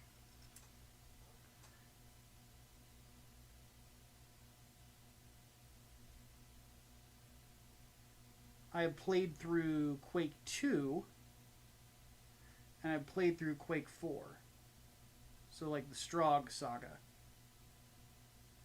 But the original Quake, I have not. Brain can actually attest to this, because he actually made me sit down and play it one night.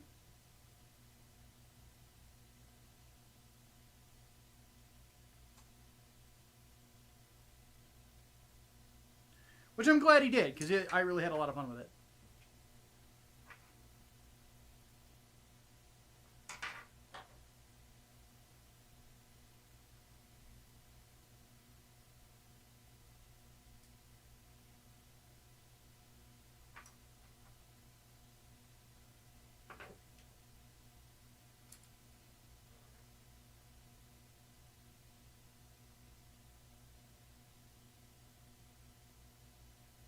But then again, like, when it comes down to it, like, I did not grow up with a PC.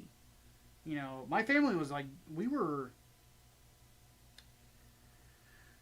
So I mentioned this before, but some of you are relatively new, so you might not know this. I'm the son of a preacher man. My dad's a minister. And we didn't have a lot of money growing up. Dad lived, we lived pretty humble. Like a lot of ministers tend to do. But I found out later on that my dad was not good with money. So that was part of the problem. Don't get me wrong, love my dad. But, it is what it is. But anyway. But yeah, we never could afford for whatever reason, an actual, like, video game capable PC. I remember we couldn't buy the full version of MechWarrior 2 because we didn't have enough memory for it on our hard drive.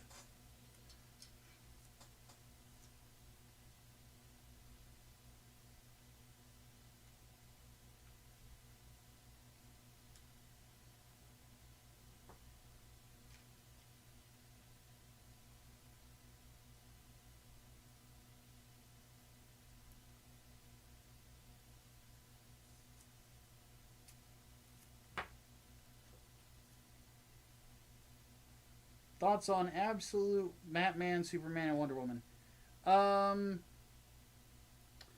Zero thoughts, head empty right now. You're gonna have to watch the podcast to find out.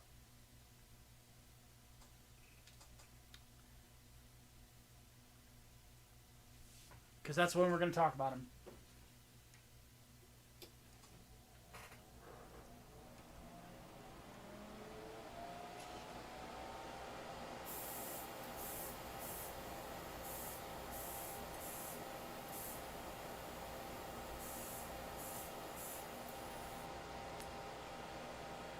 Alright, we'll let those dry.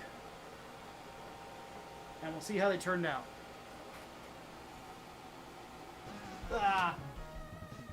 Thank you for the $10, Brain. He says, it's true, I think you were impressed with the atmosphere above all else. The OST SFX, texture set and level architecture really ends to a really tense and uneasy feeling. Yeah, it really did feel like there could have been anything around any corner. Like, that was the main thing I remembered about that. Like, it was just fucking creepy. But, I had played Quake 3 in college, so I was kind of familiar with the gameplay style. Which, that was why I kind of figured, like, that Doom Eternal, like, it felt more like Quake than Doom. And then in playing Quake, I'm like, I guess I was right.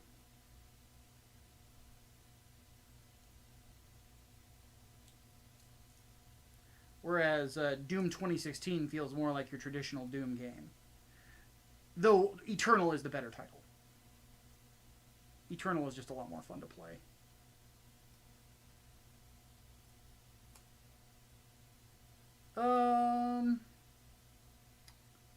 Looks okay. Actually, no, it doesn't look too bad. There's just a spot right there, but that's going to get covered by the connections, so that's fine. How does this one look?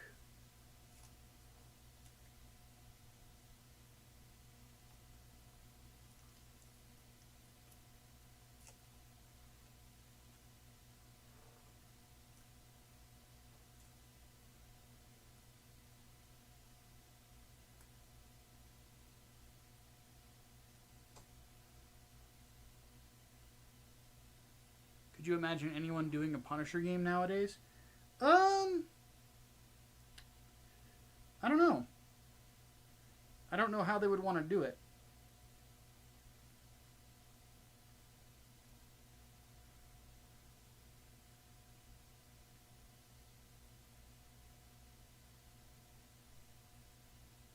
I personally am a big fan of the Volition Punisher game.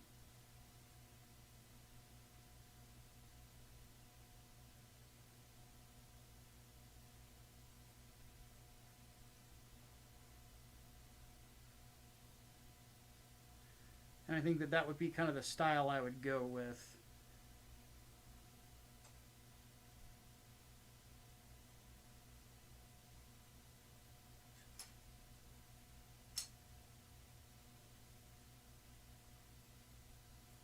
Okay.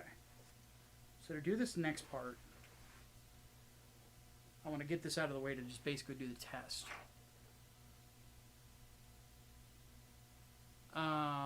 You ever get the chance to play Blood Fresh Supply? Yes, I have it. I do own Blood. And everything that Brain actually warned me about with it ended up coming true.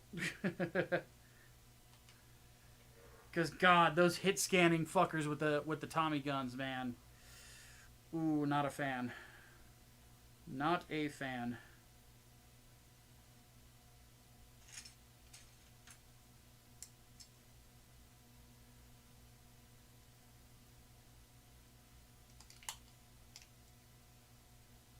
Fuel tank.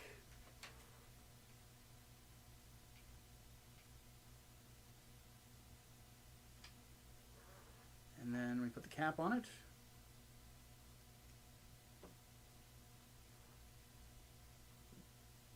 Almost done. That light is shining so goddamn bright you can't even tell the details of the fucking tank, man.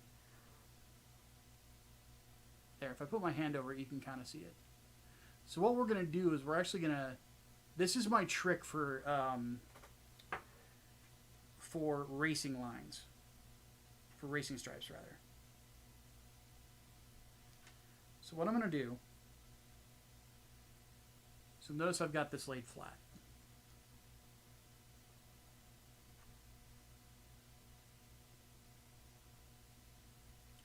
I'm actually going to grab one of my kitchen towels that I got in here to make sure this isn't going to move everywhere on me. So we got this laying flat, right? We're going to take a very thin masking tape, like the one I've been using.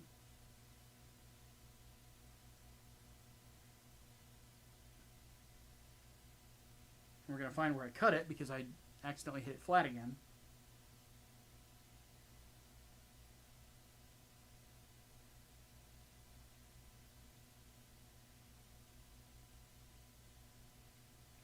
Got it.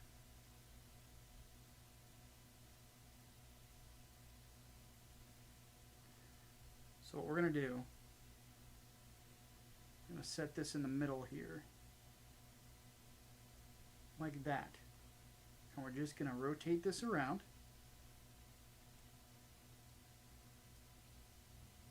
In a straight line.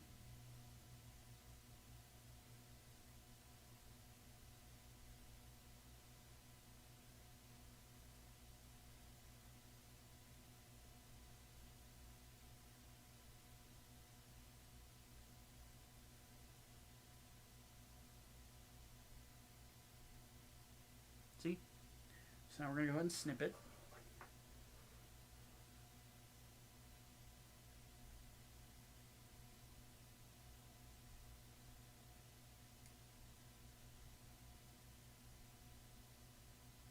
So we've got one line that goes across the whole thing. Now we're going to take a thicker one, like so.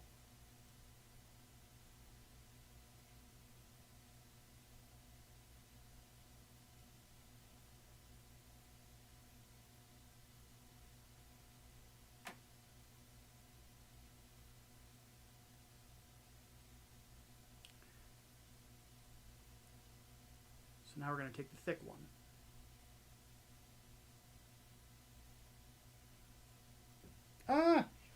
Come back here.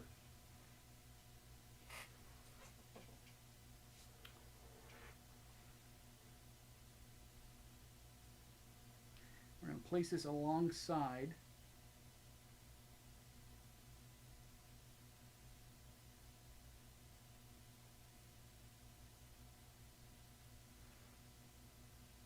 this tape here. But we're going to make sure it's touching. Because if it's not touching, we will get paint bleed, and we do not want that. Because if we do get paint bleed, we're going to have to do the whole fucking thing all over again, and I really would like to avoid that. But we're going to do the exact same thing. Just going to go around in one circle.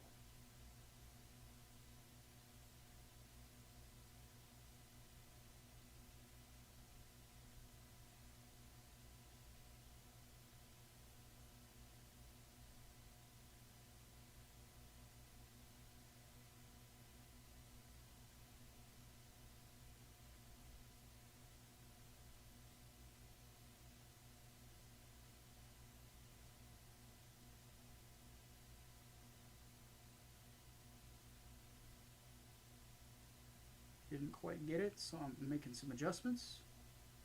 Okay, there we go. We snip it again. Kind of a meticulous process, I know.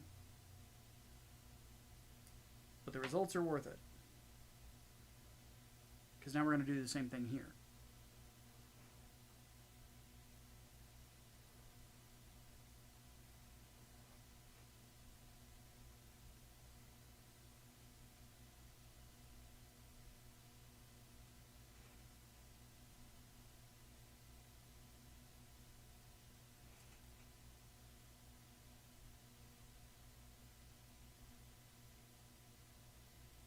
Our time with it.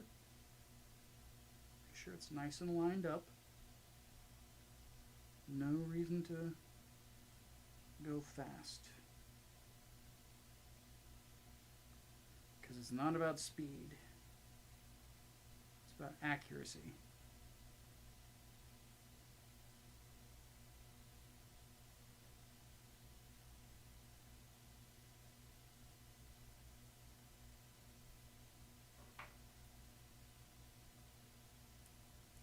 Snip it.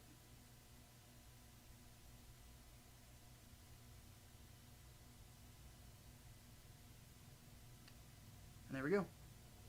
Now what we're going to do with that thin line in the middle, because we don't want the vents to be red, we're going to come along with our knife and we're just going to find the line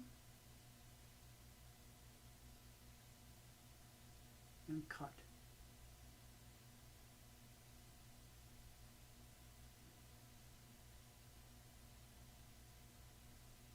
We're going to do that with all 4 vents.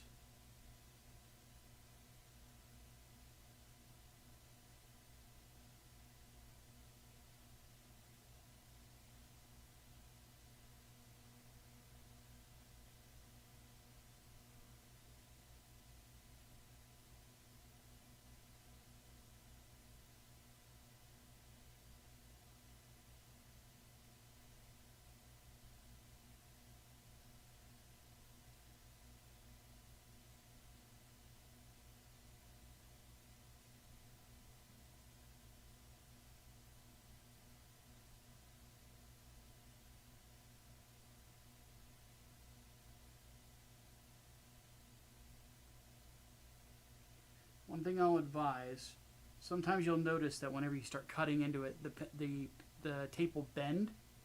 It means that your knife isn't quite sharp enough. So what I do is I rotate the part and cut from a different angle, and then come back to it and make it even gentler. And usually that keeps the tape from bending.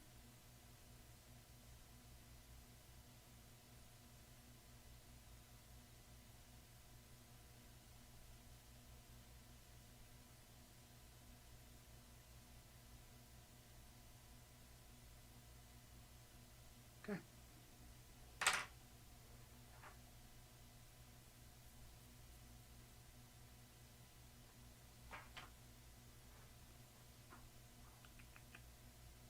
And we should be able to just remove this.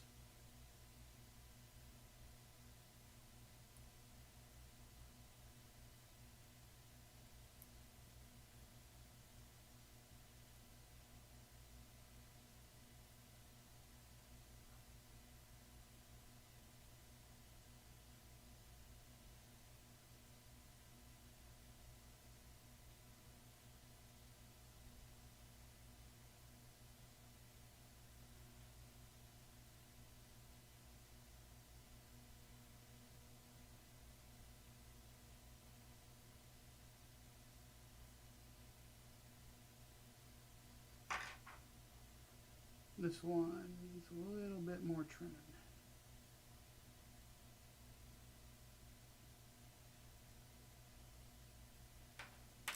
Ah!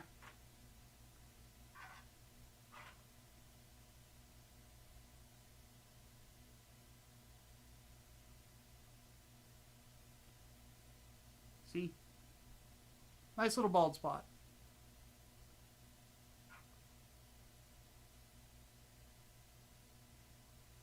Just keep making our way around. Gentle as she goes. Oop.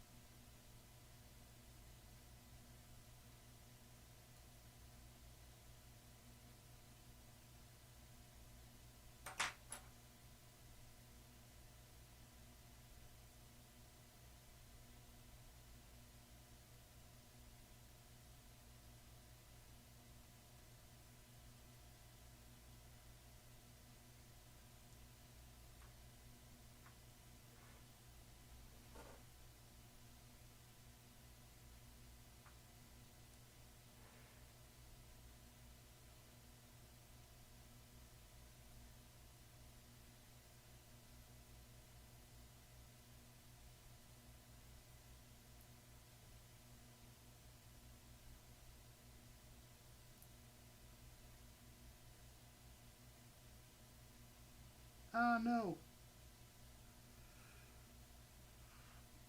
That one, I rushed it, and I ended up pulling it right off.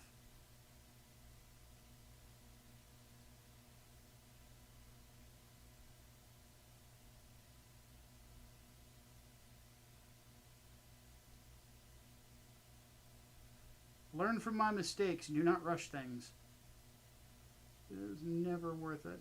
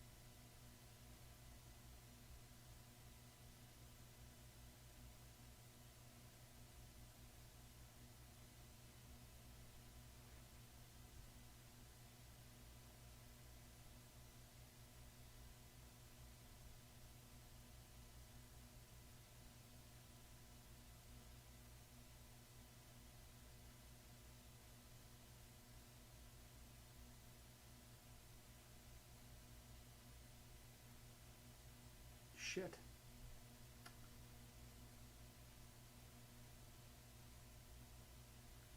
Fucked this one up just a smidgen, but not all hope is gone.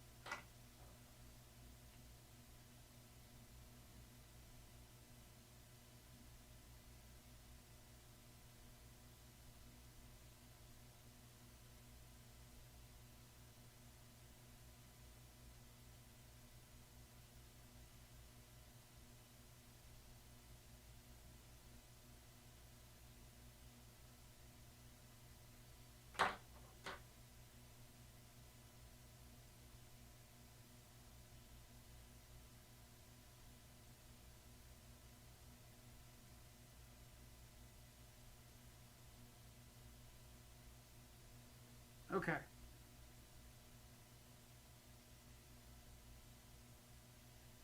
If this succeeds,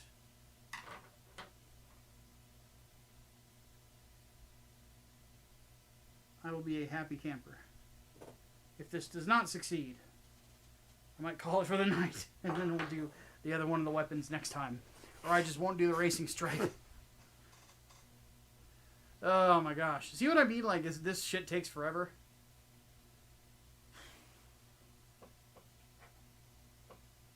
We've been going for 2 hours already.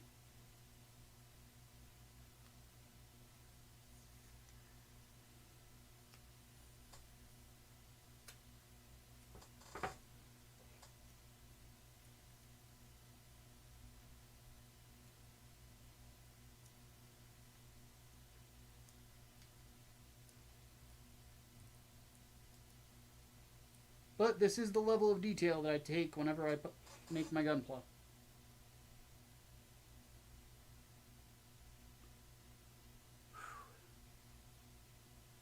Oddly enough, just like taking the time to just get really in there and get all the little details, like it made me like sweat profusely. Now I'm sweatier than I was on the day that it was like 100 degree heat index in here. Just out of the stress of it.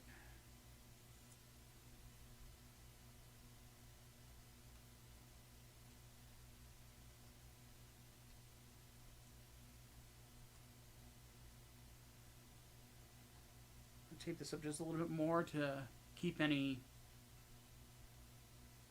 hazards from happening.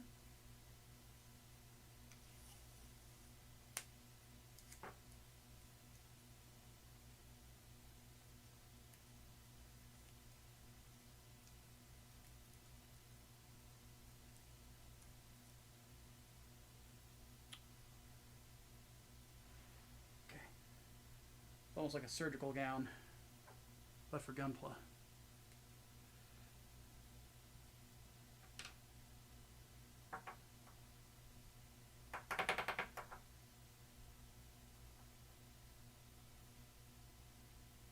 Because the one thing I will be proud of is if I can do this without using any decals.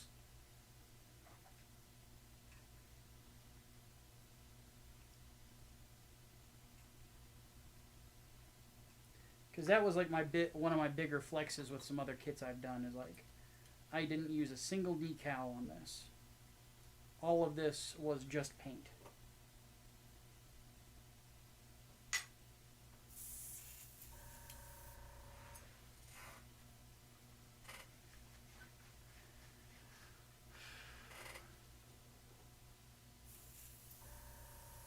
But then again, that's just kind of like how I do things. I like to push myself and see how good I am at stuff. You know?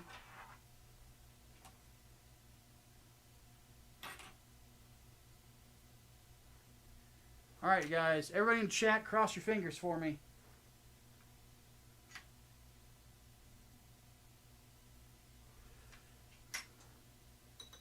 Also,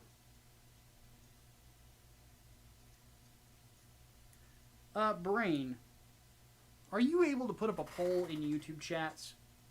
If not, let me know. I will do it.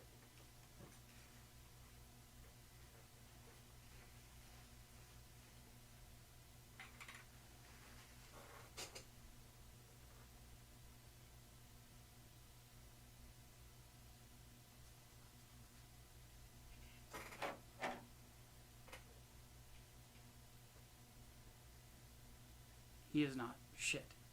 Okay, I'll do it here in a minute. Actually, I need to get up anyway. Stretch my legs, so I'll go ahead and do this real fast. I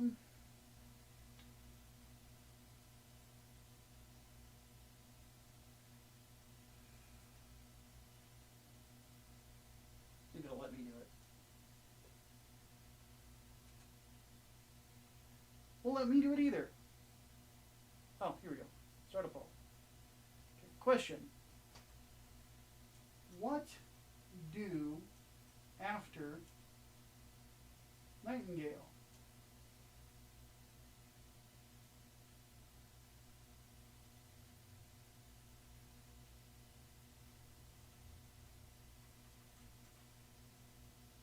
MG Banshee Norn, or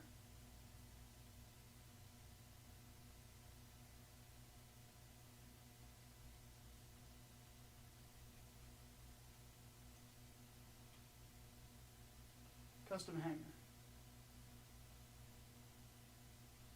Alright guys, everybody who's in here, a lot of people have gone to bed because it is getting late. Vote in that poll if you would, please. I'm curious what you guys think we should do next. Should we go with the Master Grade Banshee Norn as the next one after the Nightingale? Or should we work on my hanger back there and customize that?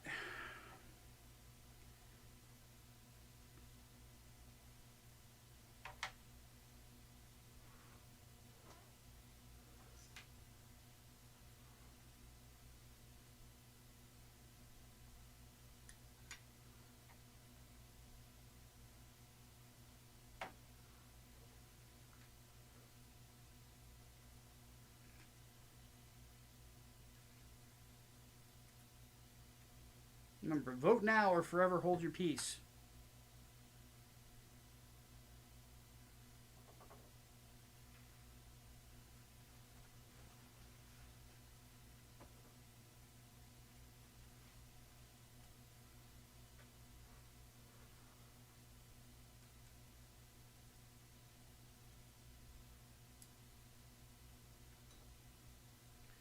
All right, everybody, here we go.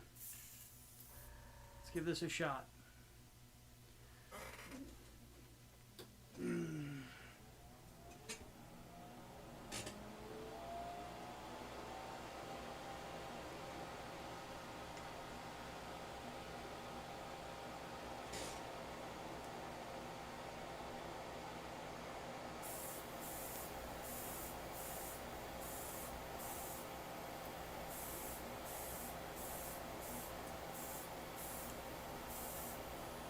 Okay, let's give that a second to dry. Then we'll go on with the second one.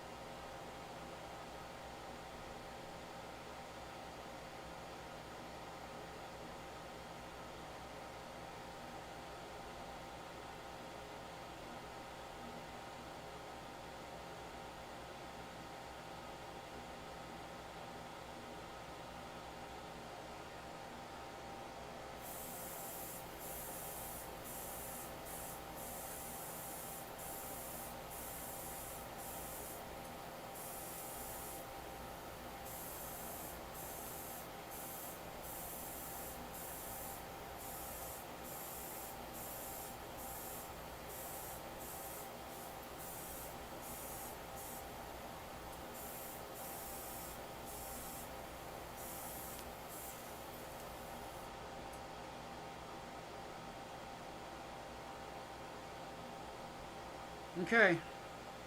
Moment of truth. Let's see how it looked.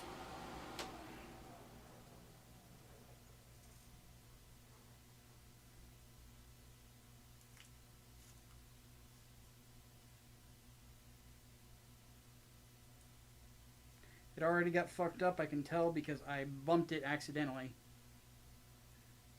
So I have to go in with another coat. Problem is this little hat.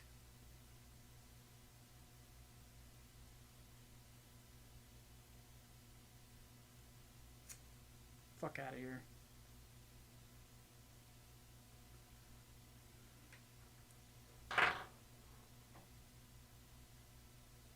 So we're leaning at the Banshee Norn for now.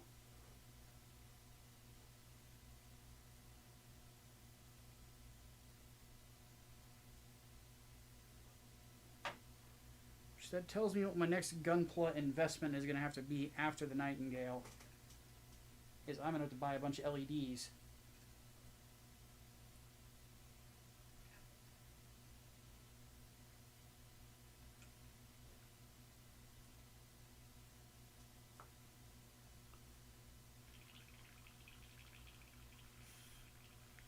So I'm going to have to save some dinero.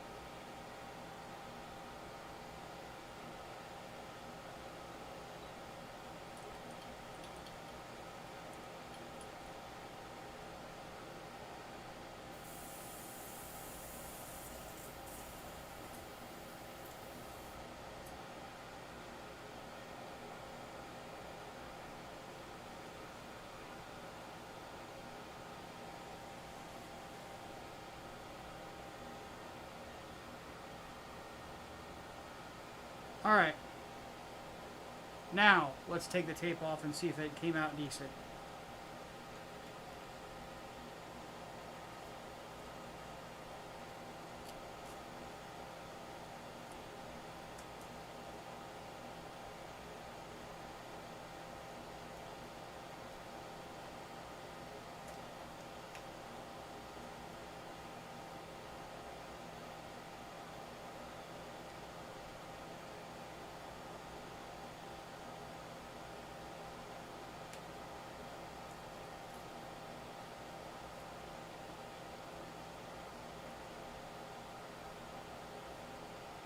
Okay, so good sign already. We didn't get any bleed above or below these tape lines, which is very good. Sorry, I didn't mean to bump the camera there. But how did this actually go?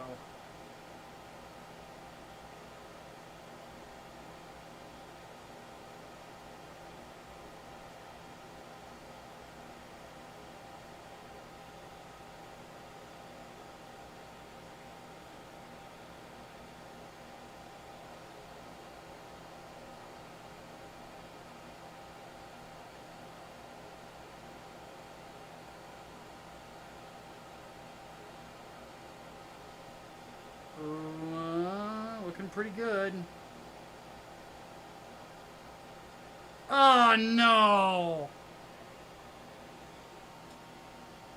There's bleed over. Right there. Alongside it. Oh, no. Oh, man.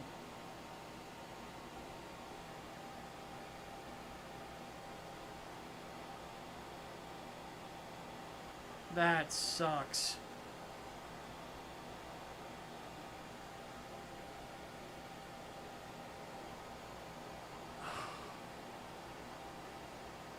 Yeah, it came out looking like shit. Like, let me,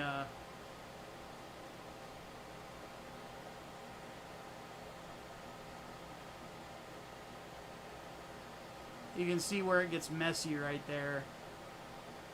Oh, man. Like, look at that. That looks fucking awful. Yep. The red bled through a couple pieces on the tape. It's good here and here.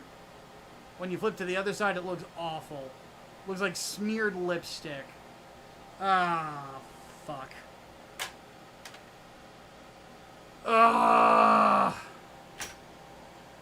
You know what?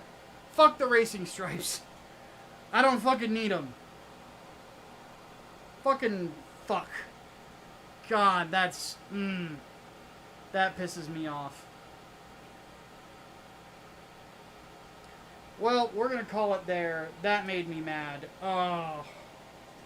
God damn it.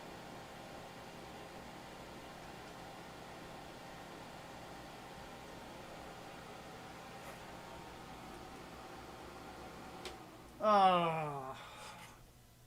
Well... You win some and you lose some, right?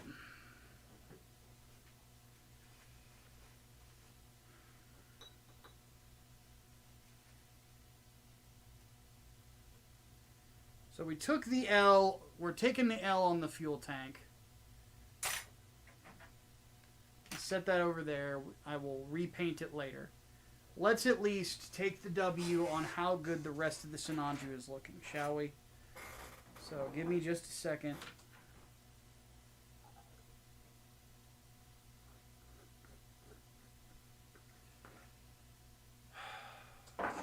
Yeah, I'm not actually using Tamiya. I'm using I'm using Mr. Color. And it wasn't the paint, it was my tape job. There was a gap in it that I didn't see. So, that was my fuck up. But, again, let's look at the suit itself.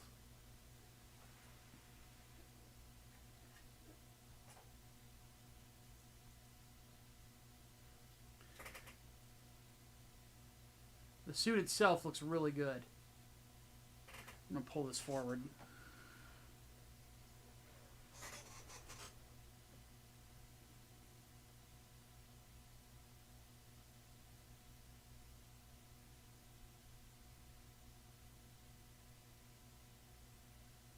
look at that color separation. Just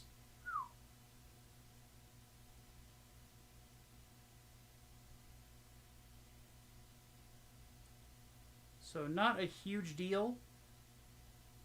I would much rather walk away tonight instead of constantly doing it over and over again to piss myself off, you know. But I am curious about something. I'm gonna go grab something real quick, and I'm genuinely curious which one you guys are gonna like better.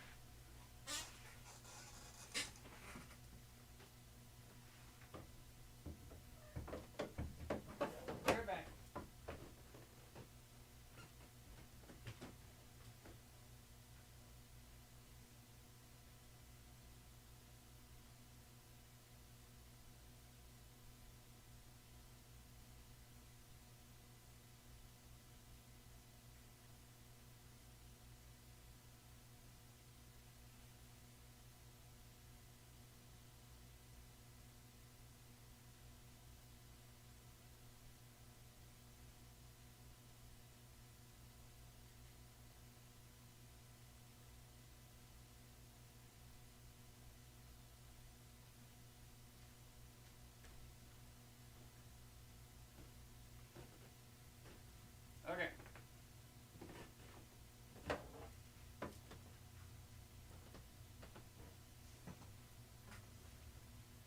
What I have in my hand, I am endeavoring to not show you. Part of it just fell off. Give me just a moment. Why do writers think pregnant women putting themselves in danger makes for a good story? Because feminism. There's no real good reason for it. It's child endangerment. They think it makes a feminist message. That women can do anything, even doing it while pregnant. I think that's I think that's bullshit. I think endangering a child makes you a bad person.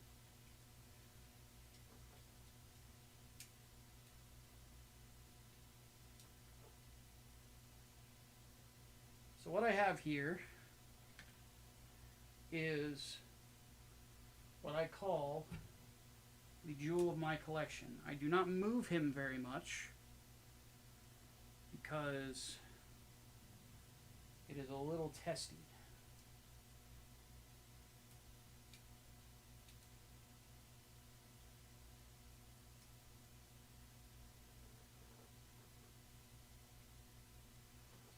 I'm going to turn on my other light to do this.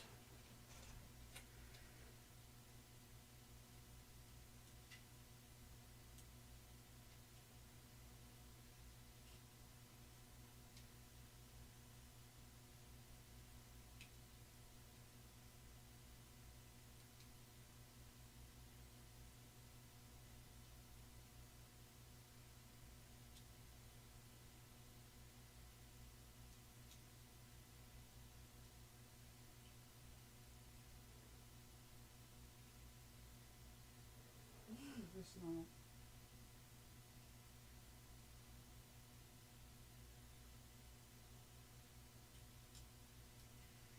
Sorry, I'm doing a thing. Hold on.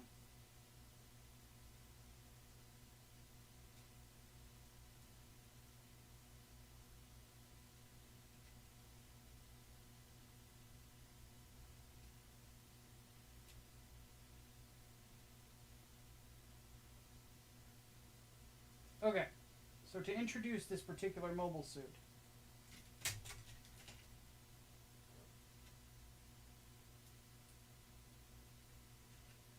it needs to stop having shit fall off.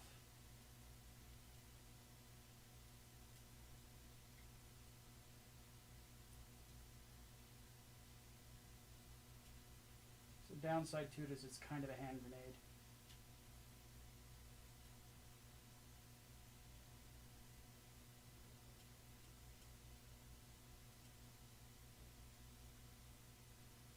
Like this.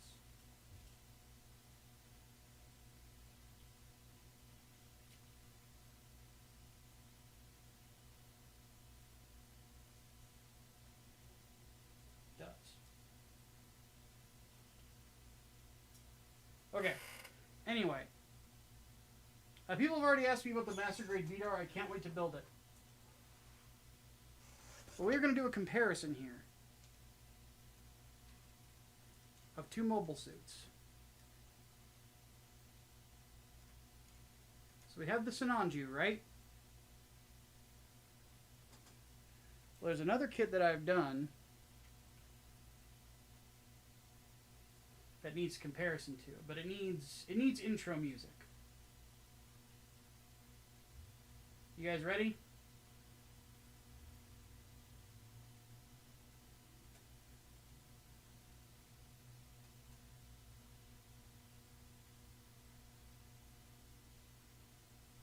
Three, two, one.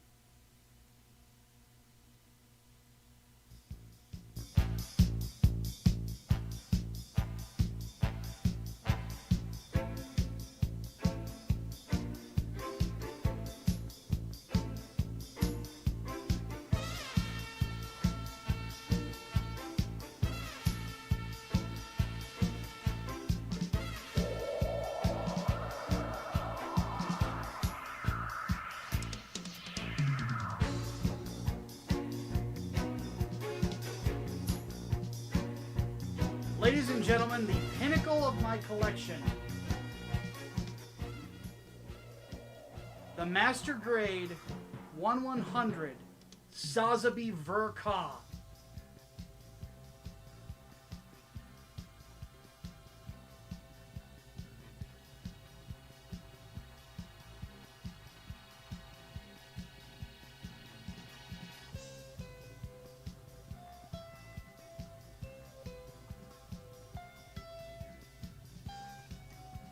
The real Char mobile suit.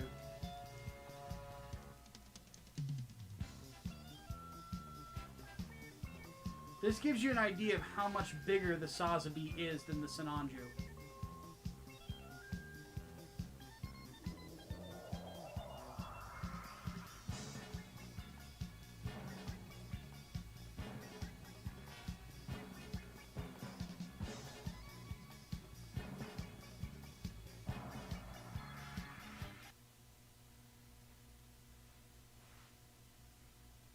This kit cost me over $100 plus paints, and there's a part missing sadly off his dick, but that's okay. Let me give you guys an up view of this.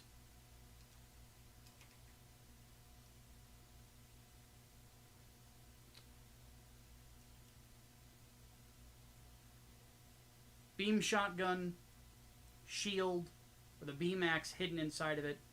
There are beam sabers hidden in the forearms and 6 funnels.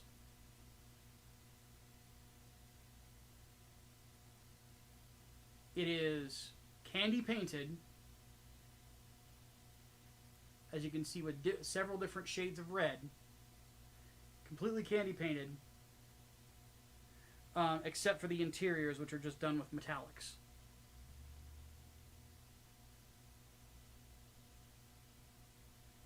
This was my birthday gift to me last year. And it is probably the best kit I've ever worked on. I think it looks the best.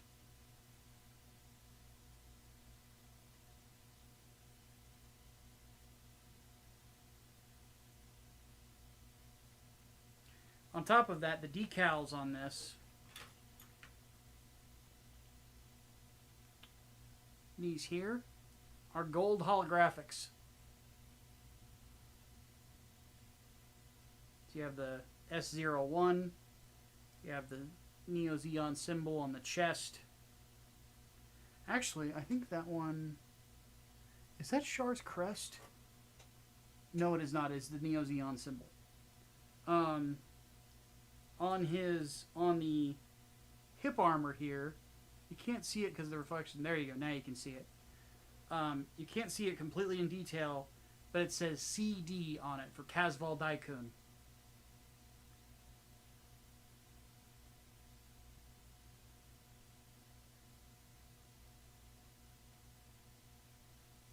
It is easily the prettiest gunpla I've ever made. It took a long time to build, but it was worth every bit of effort. Because when I tell people that my Sinanju Stein is my best paint job, I think it's because it's a custom unit that I say that. My Sotheby might look even better.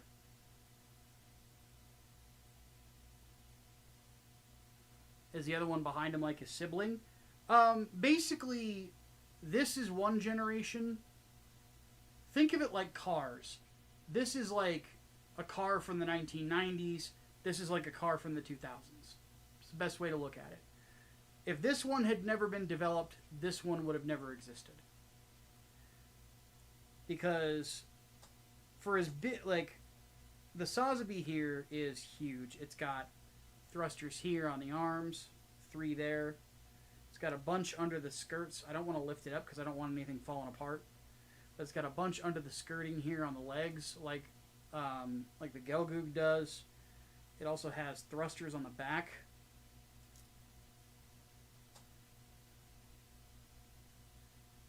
On the backpack there, there's thrusters here on the tail. Thrusters on the hip armor, on the back hip. It is a very fast mobile suit, despite its size. The problem that Char ran into is because it is as big as it is, Amuro's new Gundam was faster. And he ended up getting the shit kicked out of him. But yep, that's my Sotheby.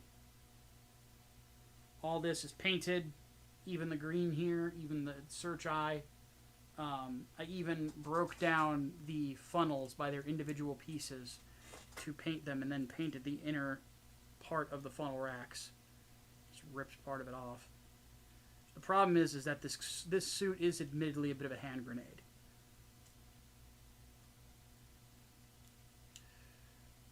It's my only problem with it. But it came out good, you know. That's the important thing.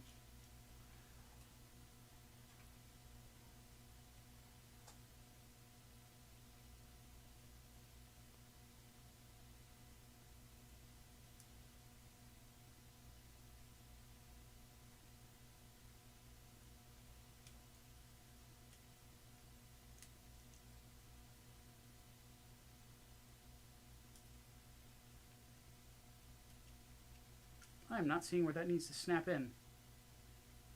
Oh, I see it now.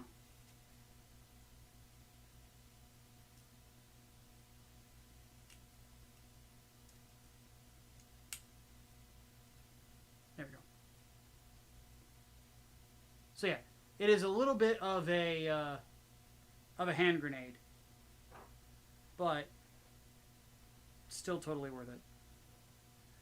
If there is one thing that I would say is sort of a downside to this suit, there's not a lot of posability with it, just because of how thick it is.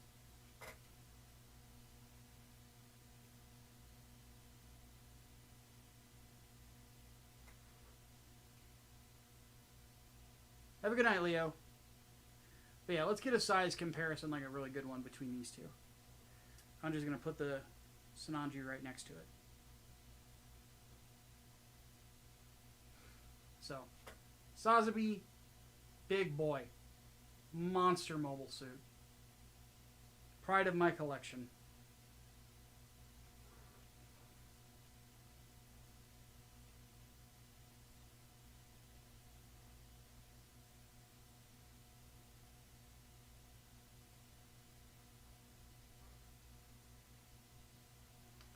Now, let's do another thing. Let's compare the Sinanju to the Stein.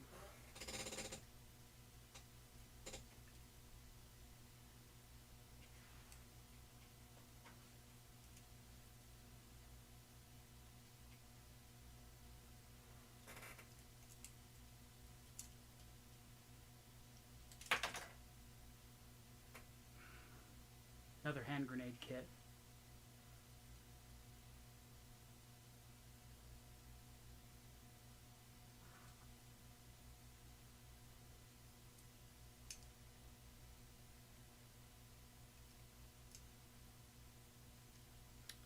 Oh, I see the problem. Hold on just a moment.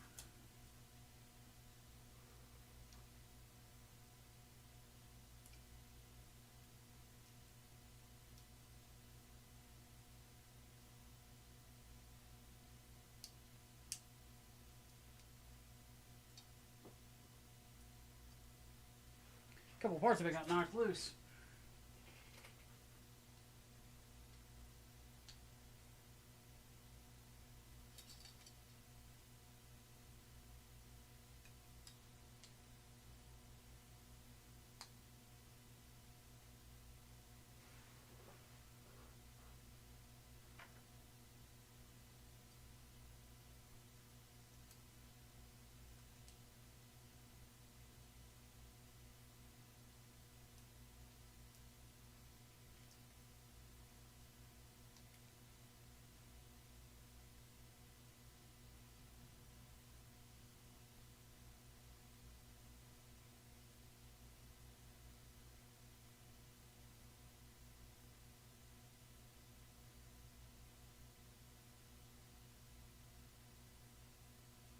Just a moment.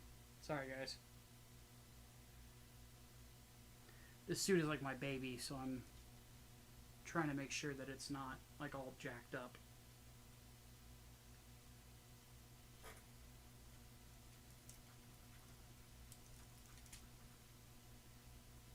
Okay, so the Stein is a little dusty.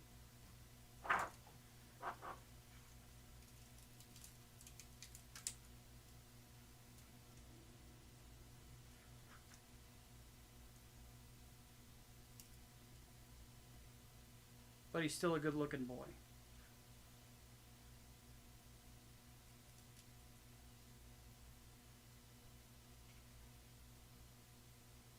So this is the comparison between the two.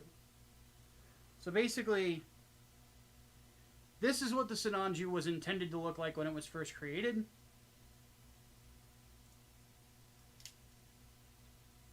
This gaudy motherfucker is what Xeon did to it.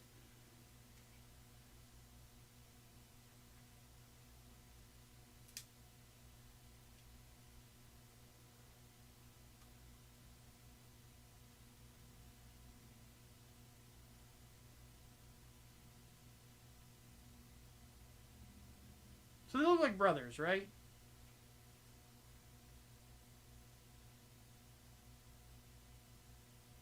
Like, you can see a lot of the same design details. The shoulders look kind of similar.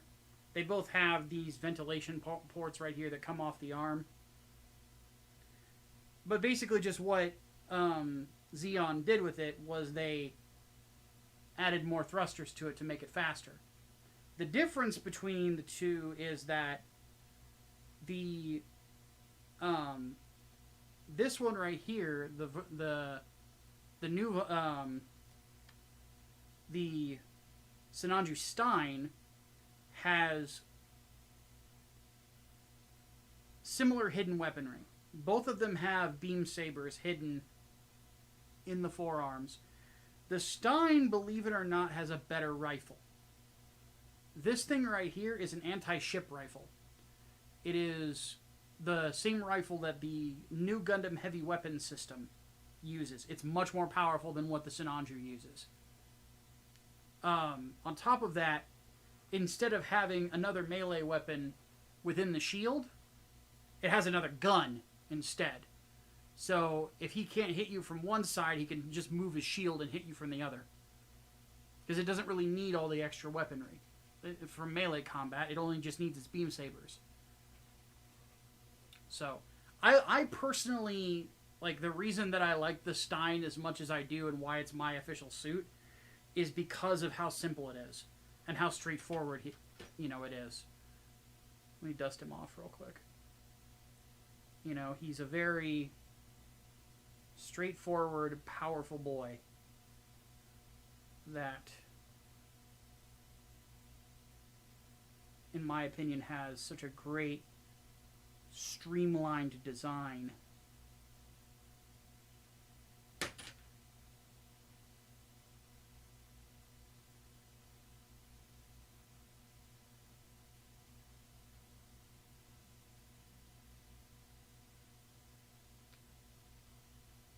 So yeah, brother suits. In the lore, what happened was there were 2 of these made, the Sinanju Stein. And they were both stolen by Zeon. One of them was turned into this, the normal Sinanju. The other one was this version, but was painted with Zeon regalia, and had a sleeves shit on it, and has a different melee weapon. It has a double-bladed beam axe instead of beam sabers. So, but like you'll notice, like a lot of the same things are similar between the two. They both have these leg thrusters that pop out. They just have different designs. I'm pretty proud of both of them. Like, even with the shit with the fuel tanks today, I still think that this kit looks really good. You know, and I have a feeling that I'll be able to make the tanks look cool. It's just going to take some effort, you know. I might just forego the racing stripe.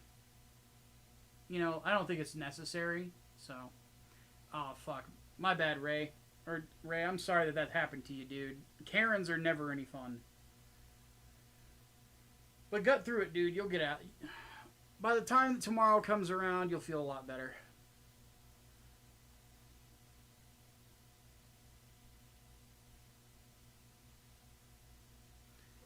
Alright, I'm going to call an end to the poll. It looks like that's where everybody wants the next kit to be after the Nightingale is going to be the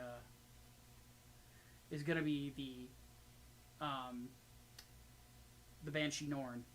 Which that'll be interesting to do. I'm looking forward to it.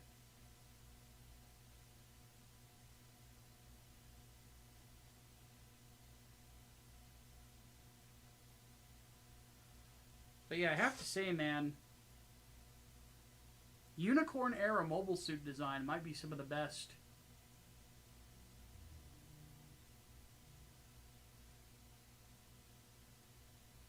When are we having mecha marathons again? I don't know. I might do a evening of just like going through some of the stuff that I have to watch for the next Gundam Explained, but I haven't decided yet.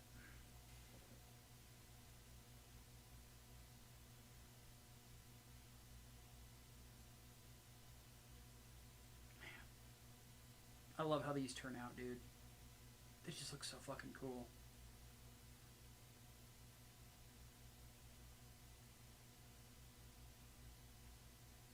Yeah, I think I agree. Unicorn might be peak Universal Century. Unicorn or Crossbone? You know? I think I'm leaning towards Unicorn because the grunt suits look cooler in Unicorn. God damn, though. Yeah, just Kotoki was cooking with Unicorn. That motherfucker was cooking.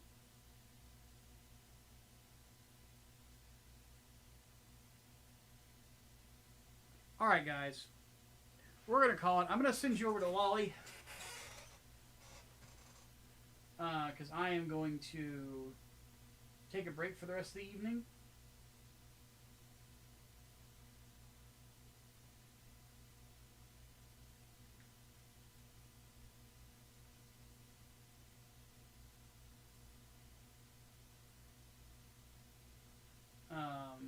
Because the new Terminator is supposed to come out tonight. And I want to go watch it.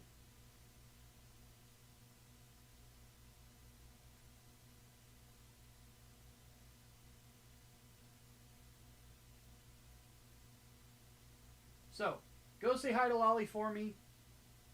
Everybody have yourselves a good night. I might be in that chat too, we'll see.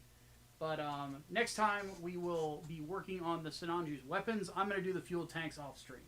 So, have a good night, everybody.